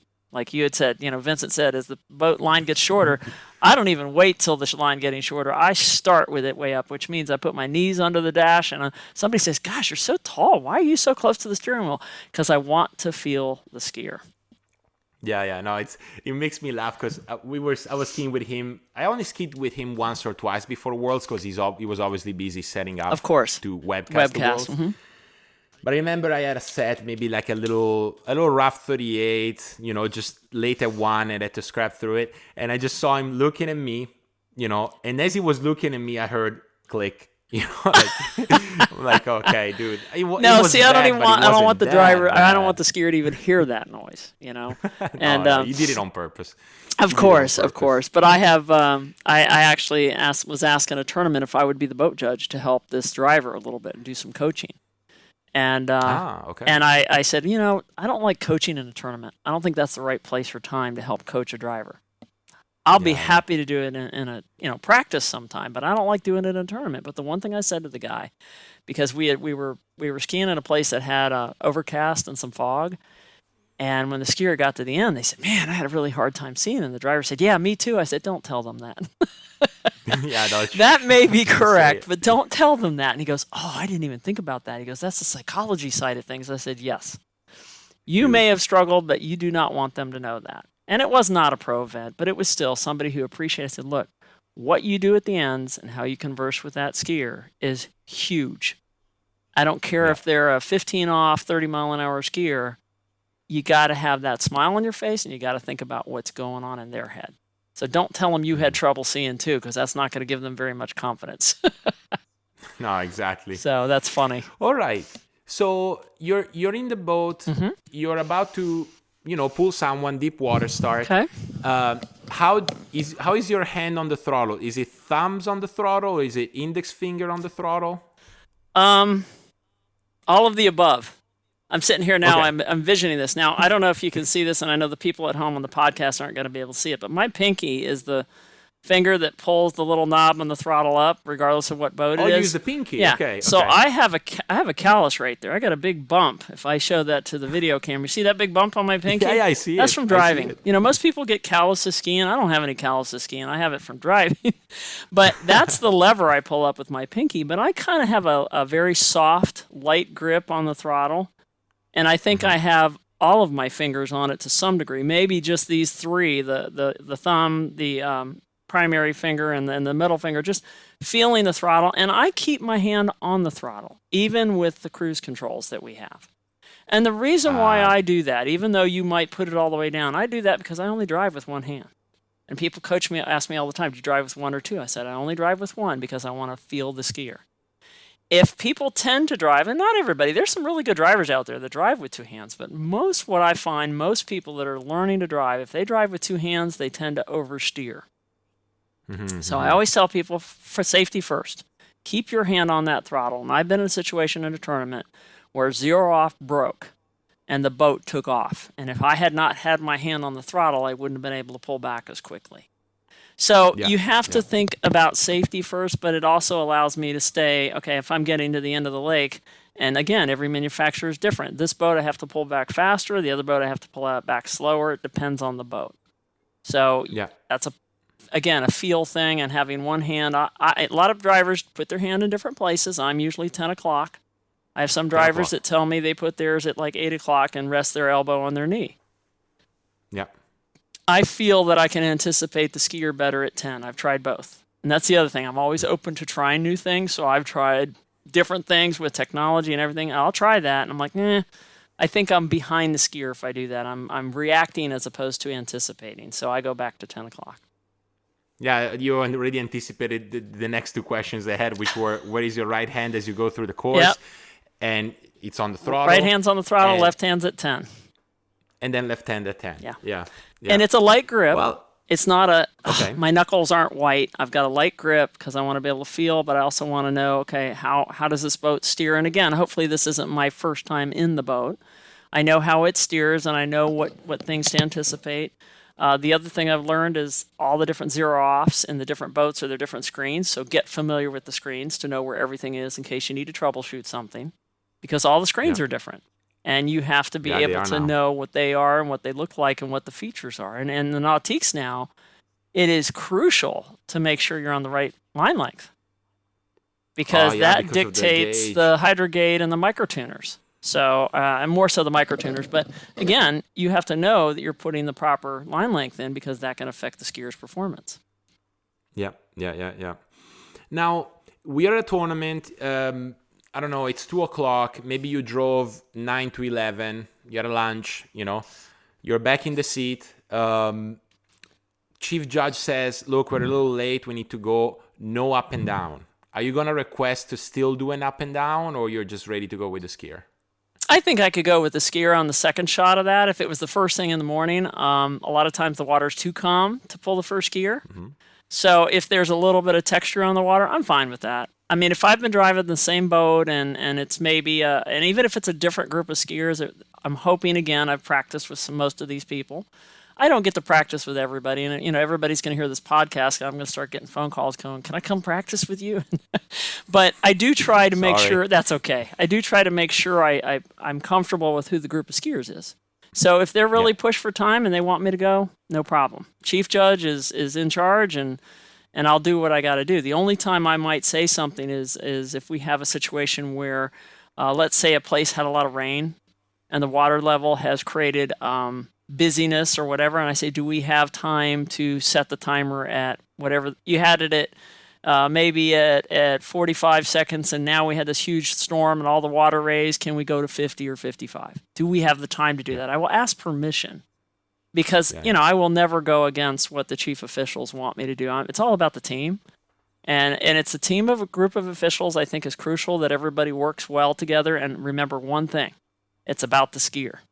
I don't care if it's a pro event. I don't care if it's an amateur event. It's about the skier. Let's do what's best considering the circumstances. And I know one tournament for the first time in years, we had a tournament last fall where the wind conditions were so bad and the chop was so bad, it was dangerous. It could have seriously injured somebody. So they stopped the tournament in the afternoon and said, we're going to start tomorrow morning. I went, wow, I haven't seen that happen in years. 2 o'clock. We're done. It's too dangerous. I'm good with that, because this, for some people, this is their career. This is their livelihood. And even if it's not, I don't really want anybody to get hurt. It's something that I hate to see, and I'll do whatever I can to make sure people are safe. So because one thing is it's challenging. Let's see what we can ski on that day. But if it becomes dangerous, and it did, and I could, I was in that particular tournament. I was judging, and the driver said, "How bad is it?" I said, "It's bad." And then the chief judge came on and said, "What do you think?" I said, "I think somebody could seriously get hurt." And they agreed, because they saw it from the tower, and they said, "Yeah, we think we're going to have to wait till tomorrow." So it happens. Yep, it happens.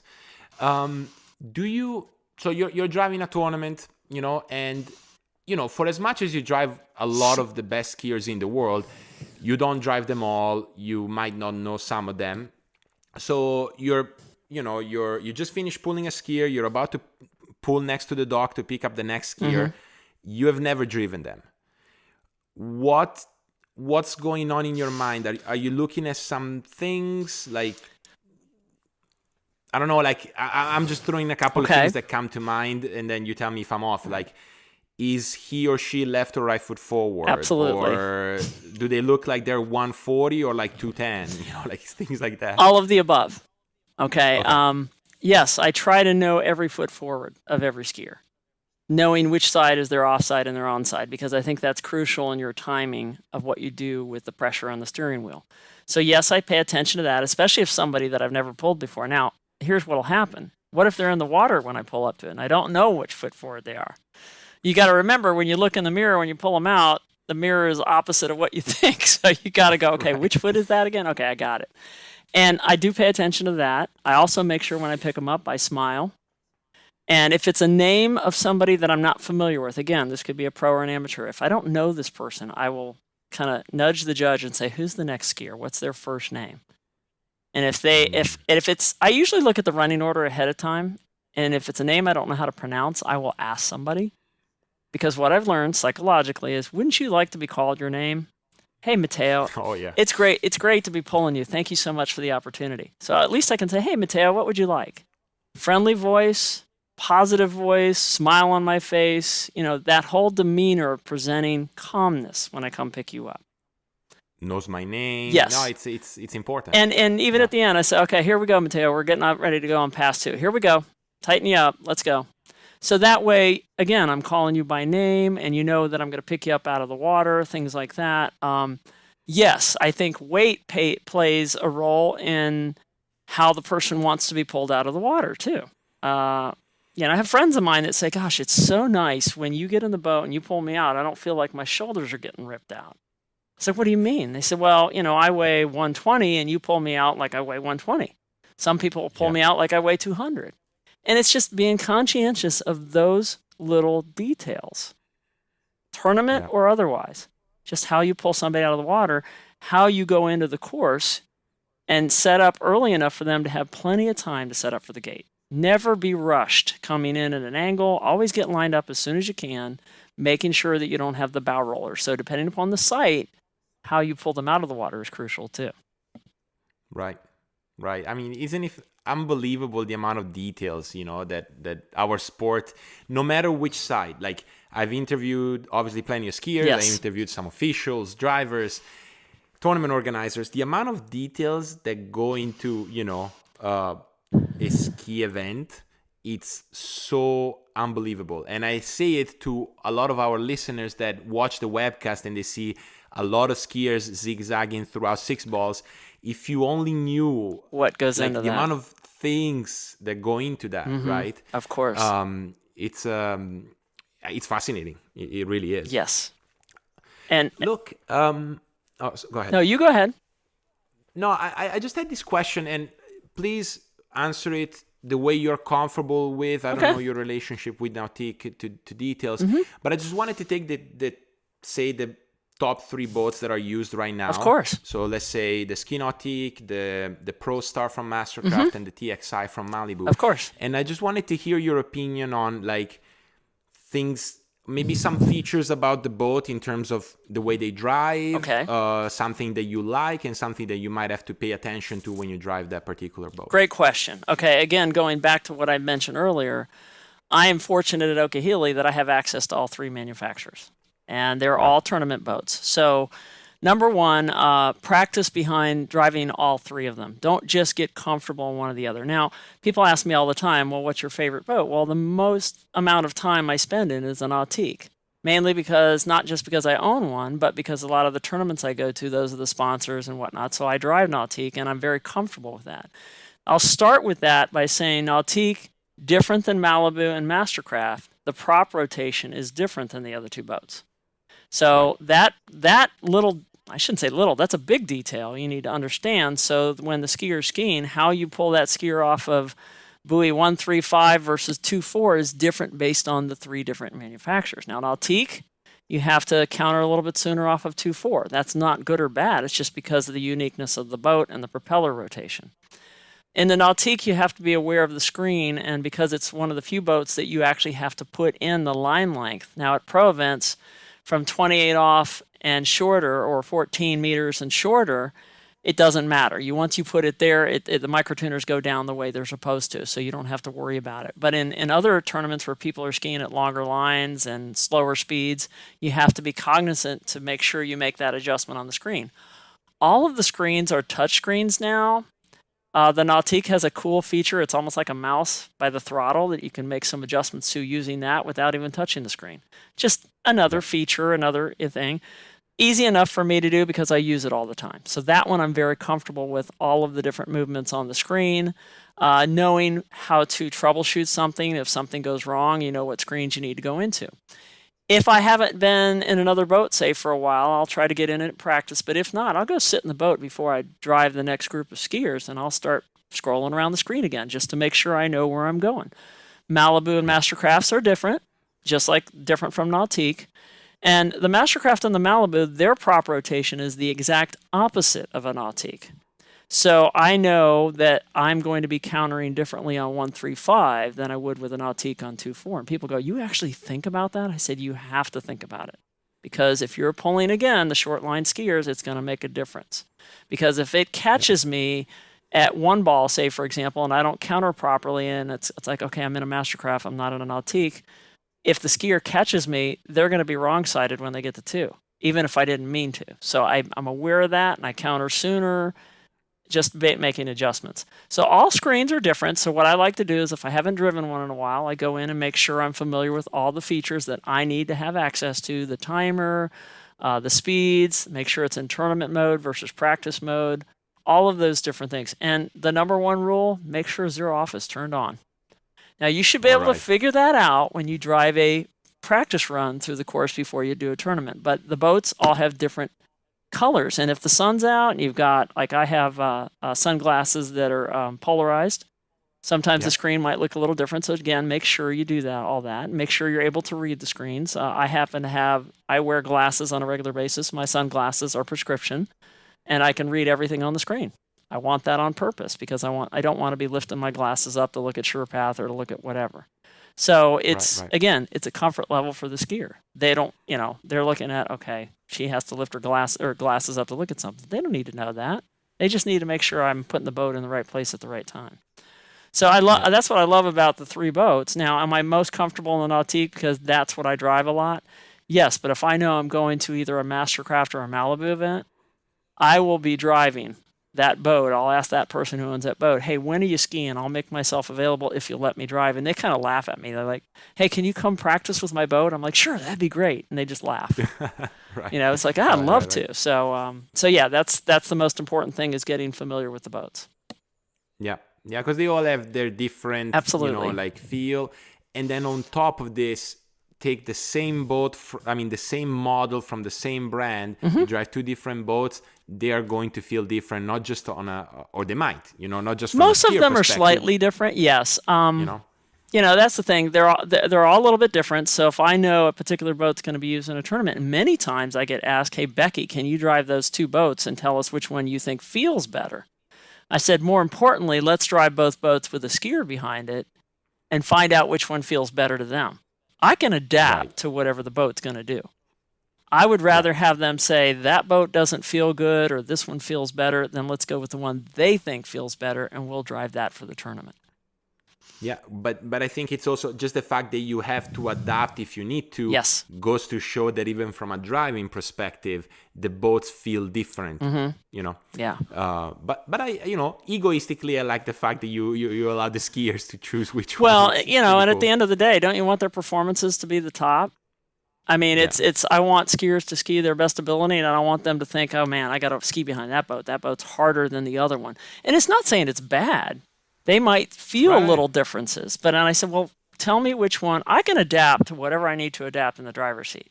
Now, I will tell you that comes from the late, great Dana Reed, who was one of the first drivers that gave me an opportunity to drive a pro event. And he said, I want you to drive this women's pro event. And it was in North Carolina. And I was like, why me? He goes, because you deserve to be in the seat. I said, there's a lot of good drivers. You got a bunch of them right there in North Carolina. He goes, I want you to come have some fun. Well, as soon as he said the word fun, I'm in. And same thing. We picked the boats that were the best for the skiers. And I remember pulling a bunch of different skier names way back when. Back at that time, there was Karina Nolan. There was, I think Regina was in her teens at the time. And we had some outstanding scores, and we almost had a couple of skiers actually break a world record, got real close to it. And it's because we were doing everything and gearing everything, again, within all the constraints of the rules. We're not breaking any rules, but I talk to some of the best drivers all over the country even today. They want to make it best for the skier. Because ultimately, at the end of the day, it's not about how comfortable I am driving, it's about how comfortable they are skiing. Yeah. It makes perfect sense. Now, it's a complicated question, the one I have, but it's a trend I've noticed. We have seen, I would say, over the last 5 to 6 years, more pro tournaments in slalom, more pro tournaments with women. Now there's a huge push, and I would say pretty much almost everyone is having the same cash prize for men as for women, which has also brought more female skiers to ski pro tournaments. That side of things, on a skier's perspective, seems to be on good track. I go to a tournament and I see the judges panel, the officials. I see a bit of men, a bit of women. Driving wise, not so much. So I'm curious to hear from you, like, why might that be? Well, I tell you what, I think part of it is time. Everybody's got professions and jobs and things that they need to do.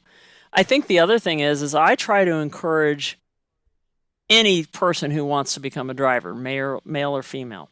And I've had some female drivers come to me, especially in the collegiate ranks, and that's where I like to give back because that's how I got my start. And they come to me and say, hey, can you give me some tips? I said, hey, if you come to West Palm, I'll put you in the seat and we'll talk and I'll give you some coaching. I think the hard part is the willingness and the time. And I think it takes a lot to break into driving, whether you're male or female. There's not really a male or female thing as much as it is people not having the right attitude about sitting in the seat. I want you to sit in the seat because you love to drive and you want to pull people. Now, if you tell me I want to do it because I want to be recognized, I'm going to tell you I don't necessarily think that's the right reason to be in the driver's seat. But if you want to do it because you want to work at it and you're willing to get in the seat and put the time in, I'm good with that. I have drivers, both male and female, saying, I just want to get the prestige of sitting in a boat in a tournament or whatever and drive. I said, no. You can't just show up at the tournament and drive. You got to put the time behind the wheel and practice. And I've had people say, I'm good with that.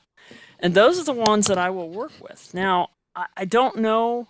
I mean, obviously, as a jury panels and officials, at least in most cases, I don't know if this is true everywhere, we don't get paid to do this. And trust me, I'm not doing this because I want to get paid. I'm doing it for the love of the sport and the passion for the sport.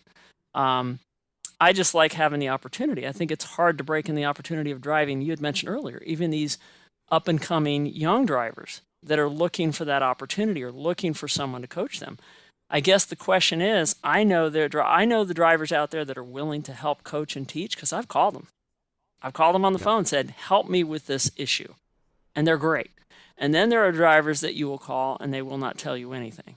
Now, those are far and few between because they want to keep things close to the vest, and that's their choice. That's fine. Or some people just aren't coaches in terms of driving. Does that make sense? Yeah, they may know how to drive, but they don't know necessarily how to coach how to drive.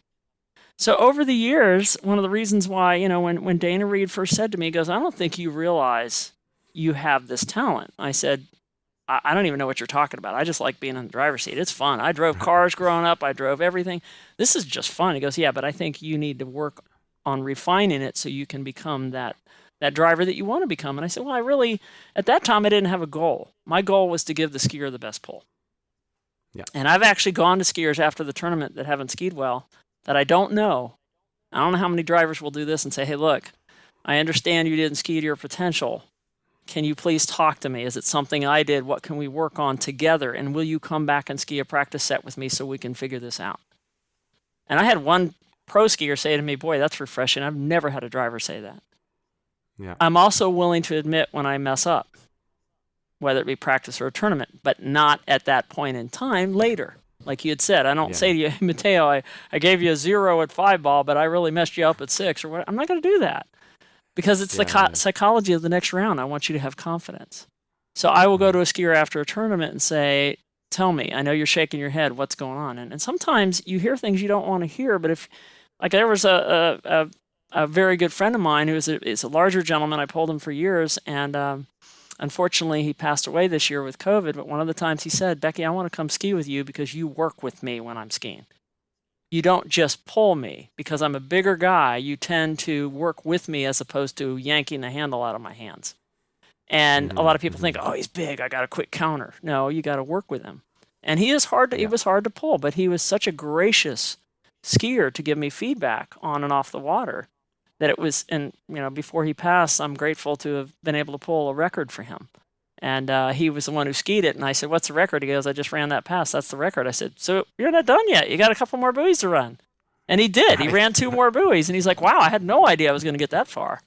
So, right. It's the opportunity to have more people come to me and say, I want to be a driver. Now, I will say, Samantha Damala, you probably know that name well. She skis quite a bit at Swiss. She's in med school right now, so she's trying to get her sets in. And med school, as you know, when you went back to get your PhD and your master's at Florida State, takes a lot of time and effort. So when I know she's going to go up to Swiss, I'll call Benny up and I'll say, hey, can I come up and pull you guys? I know she's on a limited schedule, so I can pull her and she can go back and study or whatever. But she's one that said, hey, can I pull you and let Benny work with me a little bit on pulling you skiing? Or can I pull Benny and you talk me through some of what is going on behind the boat? Because Benny's a very strong skier and he pulls differently than other skiers. So people like that, if you have the right attitude, but she's in a place in her life right now, med school and trying to ski, this is not the time for her to practice being a driver. Maybe later. Yeah. But right now, she's got a different focus. So you have to ask people, let me know when you're ready, and I'm here for you. And even if it's just the amateur driver that says, hey, my husband loves to ski, he doesn't like the way I drive, help me save my marriage. I send them my little Q&A. I'm now a guidance counselor. No, I'm just kidding. I send them the Q&A and say, let's talk about some things you're doing. And then when I'm out there with you, you drive the boat and let me sit and practice and give you feedback. If people, and I've got places that I'm going to try to go to some tournaments this summer, if I can pull it off in my schedule, I might go a day or two early. And the folks that want some tips, I'll let them drive their own boat because they feel way more comfortable driving their boat. And I sit in the passenger seat while they're pulling their ski partner and give them some feedback. Yeah. But I'm glad to see that open men and open women are getting equal opportunities as far as the ability to earn prize winnings in skiing. That's fantastic. We've come faster than most other sports. So I'm pleased to see that. And I'm pleased to see the openness of the organizers willing to do that. That's fantastic. But I don't think we're quite ready yet. I think people need to step up to the plate and say, I'm willing to put the time in. I'm not saying you need to be a Becky Lathrop who started her own insurance consulting business 15 years ago so she could spend more time on the boat. But that's kind of what I did because I wanted to. Yeah. And I don't, by no means do I have the financial wherewithal to do what some people do in our sport, but this was my way of really getting more involved. Look, I'll share this with you because it's very recent. It's actually something from this morning. But there's a skier here from Switzerland who unfortunately had an injury last year trick skiing. With me pinning, actually. Okay. So it was one of those where, you couldn't have let go earlier. Faster. And unfortunately, the injury came. And for a number of complications, it wasn't diagnosed properly. So she's looking at a recovery time that might put her out for this season. Okay. And I was very glad to hear this morning that, when my coach told her, hey, look, she's from Switzerland, but owns a house like a mile from our lake. Wonderful. And she's going to be here often. And he said, hey, listen, if you want to help, if you want to drive, you'll be sitting in. Excellent. I'll be coaching you through some driving. And obviously, I know her very well. She's very others-oriented. And she took on that opportunity really as such, Great. as a way to be involved and a way Stay to involved. help out, Wonderful. So I think it takes that willingness, as you said numerous times in these interviews, of accepting feedback. Yes. Of it's not about you, it's about the skier ultimately, and your job is to do the best that you can to make sure that the skier has a fair, nice, and enjoyable ride. Yes. At the end of the day. And at the end of the day, Matteo, the one thing I can tell you is I love driving tricks and jump too. I don't always have the jumpers to drive for. I have a handful, only a couple here in West Palm that I try to sync up with from time to time, but I don't always get the opportunity because of time, lack of hours in a day. But same thing with trick or jump, you have to have the same attitude. I want to pull people in tricking and practice, and I do it, and I love driving tricking. And people say, really? I'm like, of course. That's just as important as any other event, just like jump is. But I also don't want to be someone who shows up at a tournament and says, hey, can I pull my 2 jumpers to keep my credit? I won't do that. Yeah. If I'm not pulling people in practice, I will not ask to put myself in I won't ask to go in the driver's seat to keep a rating. And I lost my jump rating years ago because I didn't have the practice or the time. And I'm okay with that. Got it back, but now I got to get back on track to pulling more skiers.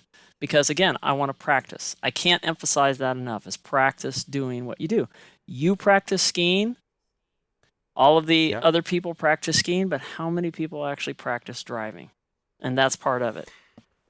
Yeah, I think it's the ones that really care about becoming better drivers. Yeah. I think at the end of the day, those who are committed to become better will take the time to drive.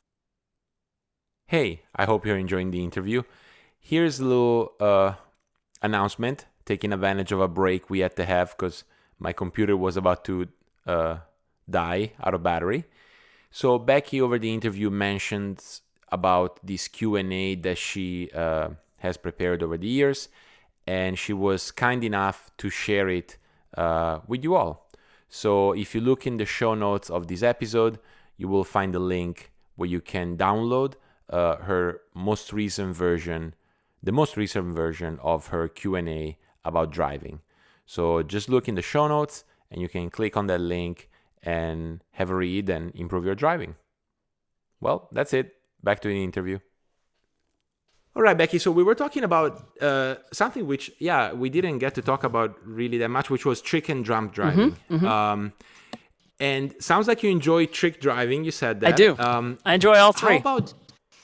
How about jump? Because I'll tell you what, I think what I noticed, at least with me, and then I saw it with other people that are, improving in their driving, is that hesitation of driving jump, that fear of what if I do something wrong or is it my fault?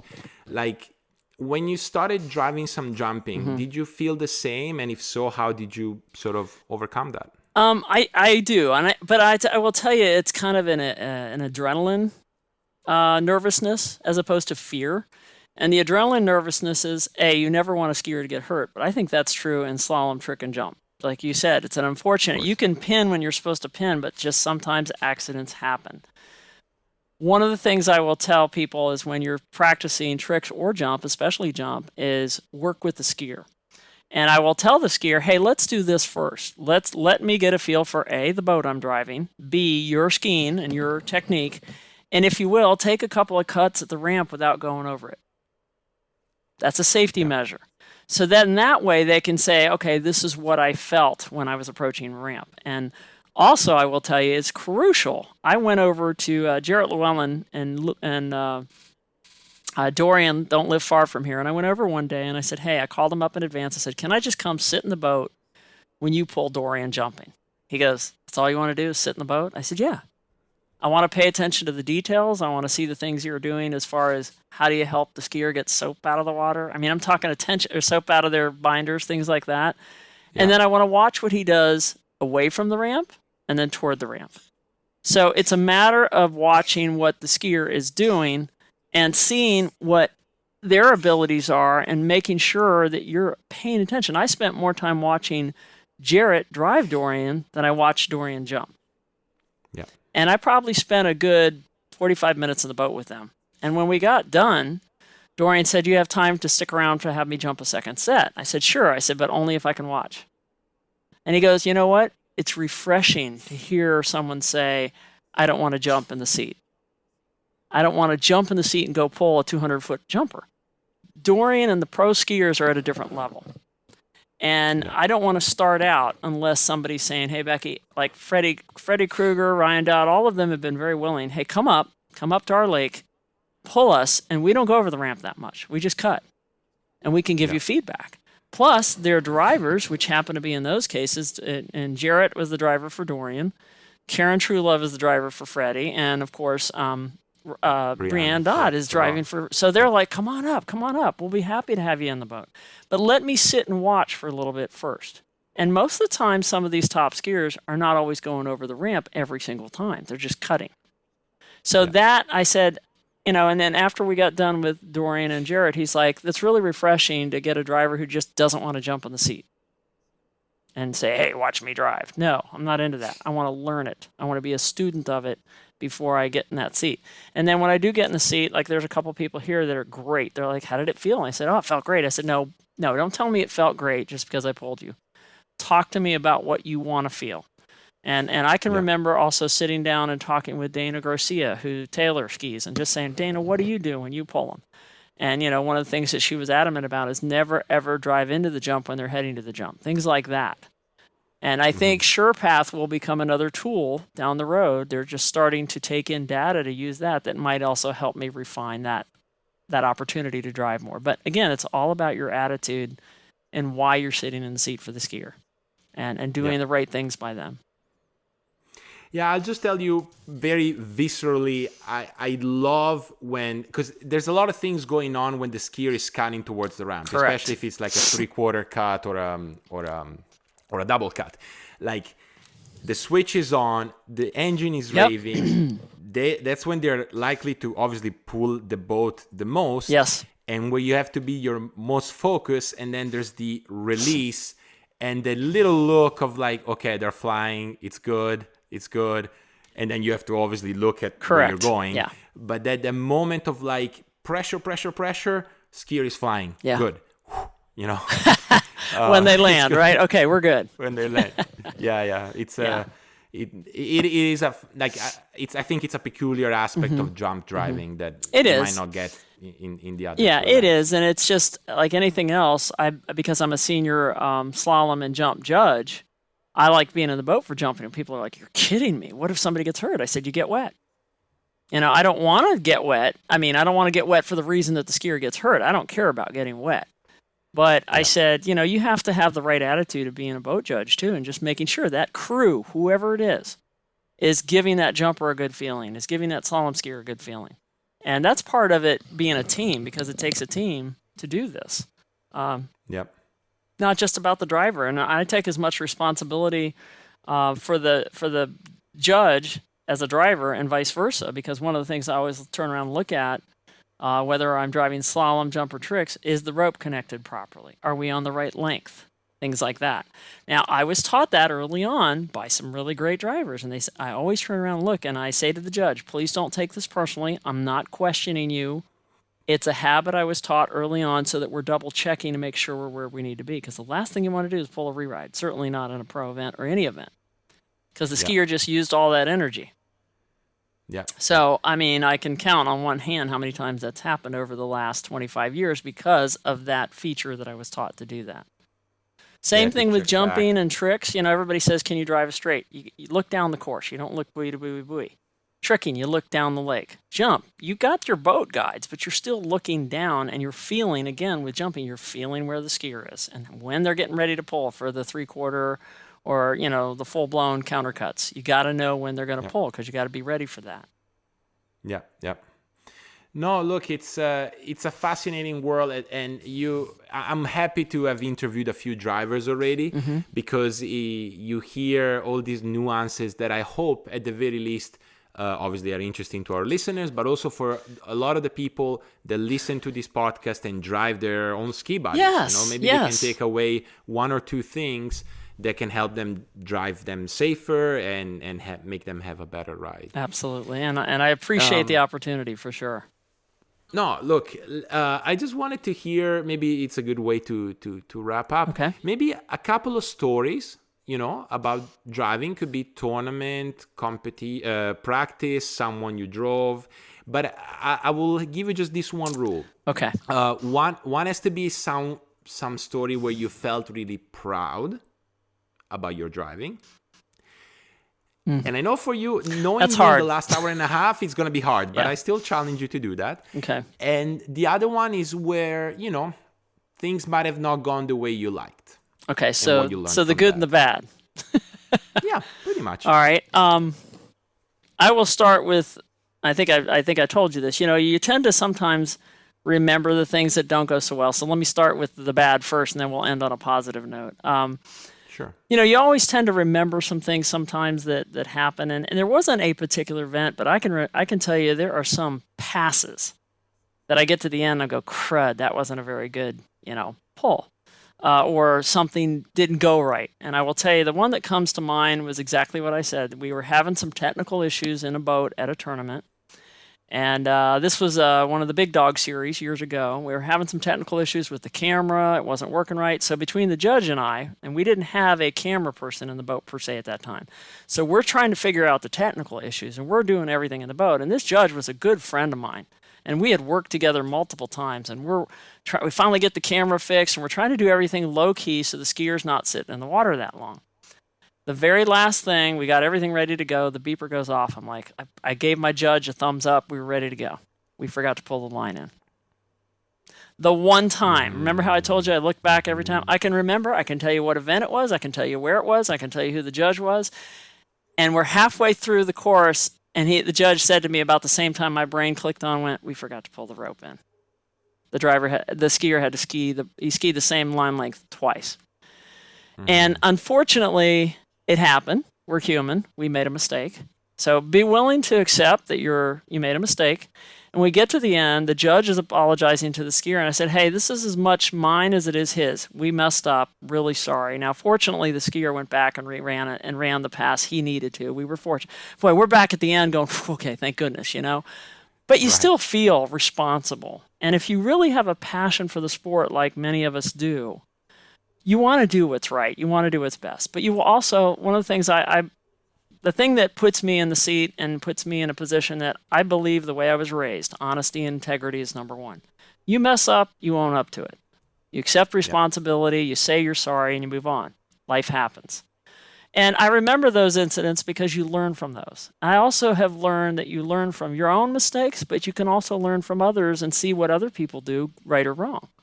And I had one time, again, I got to tell you, this happened once in practice. I was pulling a tournament before in practice, and I had the person sitting next to me going, weave, move the boat. And I stopped, and I looked at him when I got to the end. I said, look, if you want me to drive, this was his tournament. I can't do that. I will not weave. I will not break the rules. If you want somebody in the seat to do that, then I'll be happy to step out. And he was so shocked that I said that. And he said, oh my gosh, no, I'm so sorry. He goes, I didn't mean to offend me. I said, you're not offending me. It's just, I can't do that. It's not the right thing to do for the skier. Yeah. End of discussion.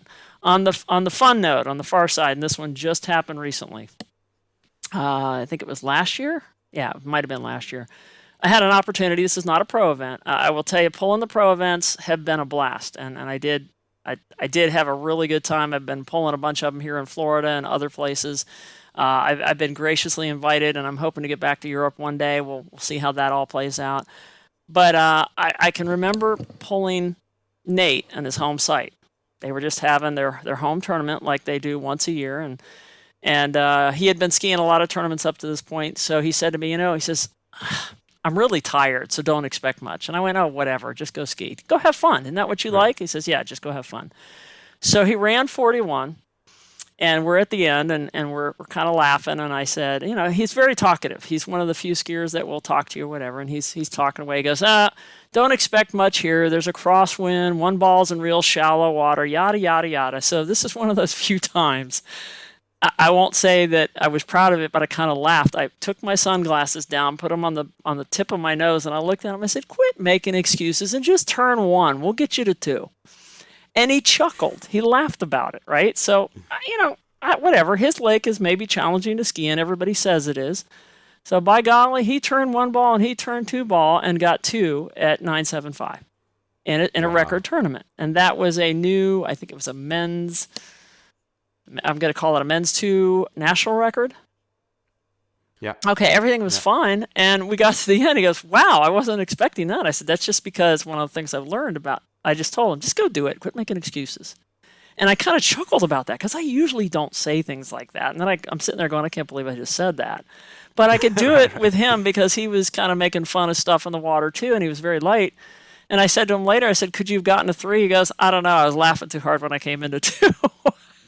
Because all I could think of was Becky saying, turn 1. Don't be such a baby about it. Just turn 1 and go. Well, there's no being a baby about being at 9.75. That's just no. incredible skiing. And back at one time, that was the world record.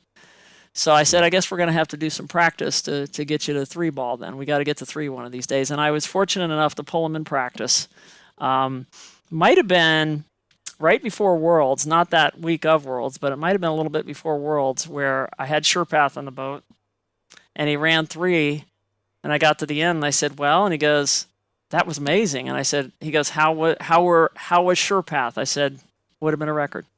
He goes, I probably could have kept going. I said, that doesn't matter. You know what? I wanted him to have confidence in whatever event he was going in. And that's true for every skier. And I try to be very encouraging, and people that I know on and off the water, I'll text them and say, hey, you got this. Just go do your thing. You're a good skier. Put that in your head. And I want people to take that into their competition, and I try to give encouragement as much as possible, on and off the water.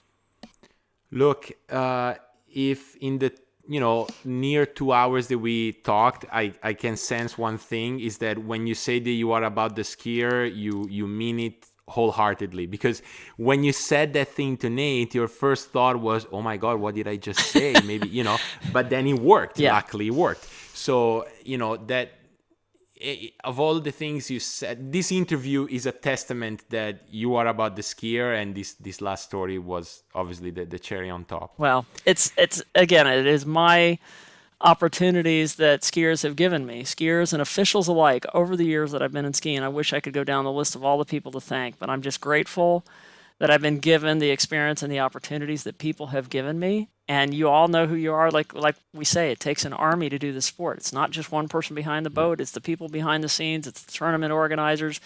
It's people in practice. So if I can just say, I'm grateful. Thank God I've been given the opportunity to do this. And if I can continue to do it, I'm going to do it as long as I can. And I'm going to continue to practice as long as I can and have the right attitude. So.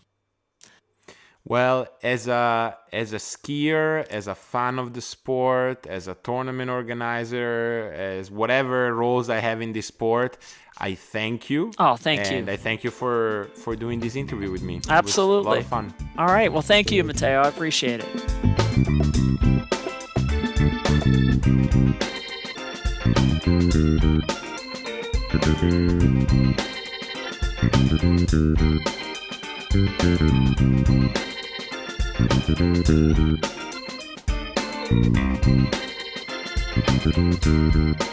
Thank you.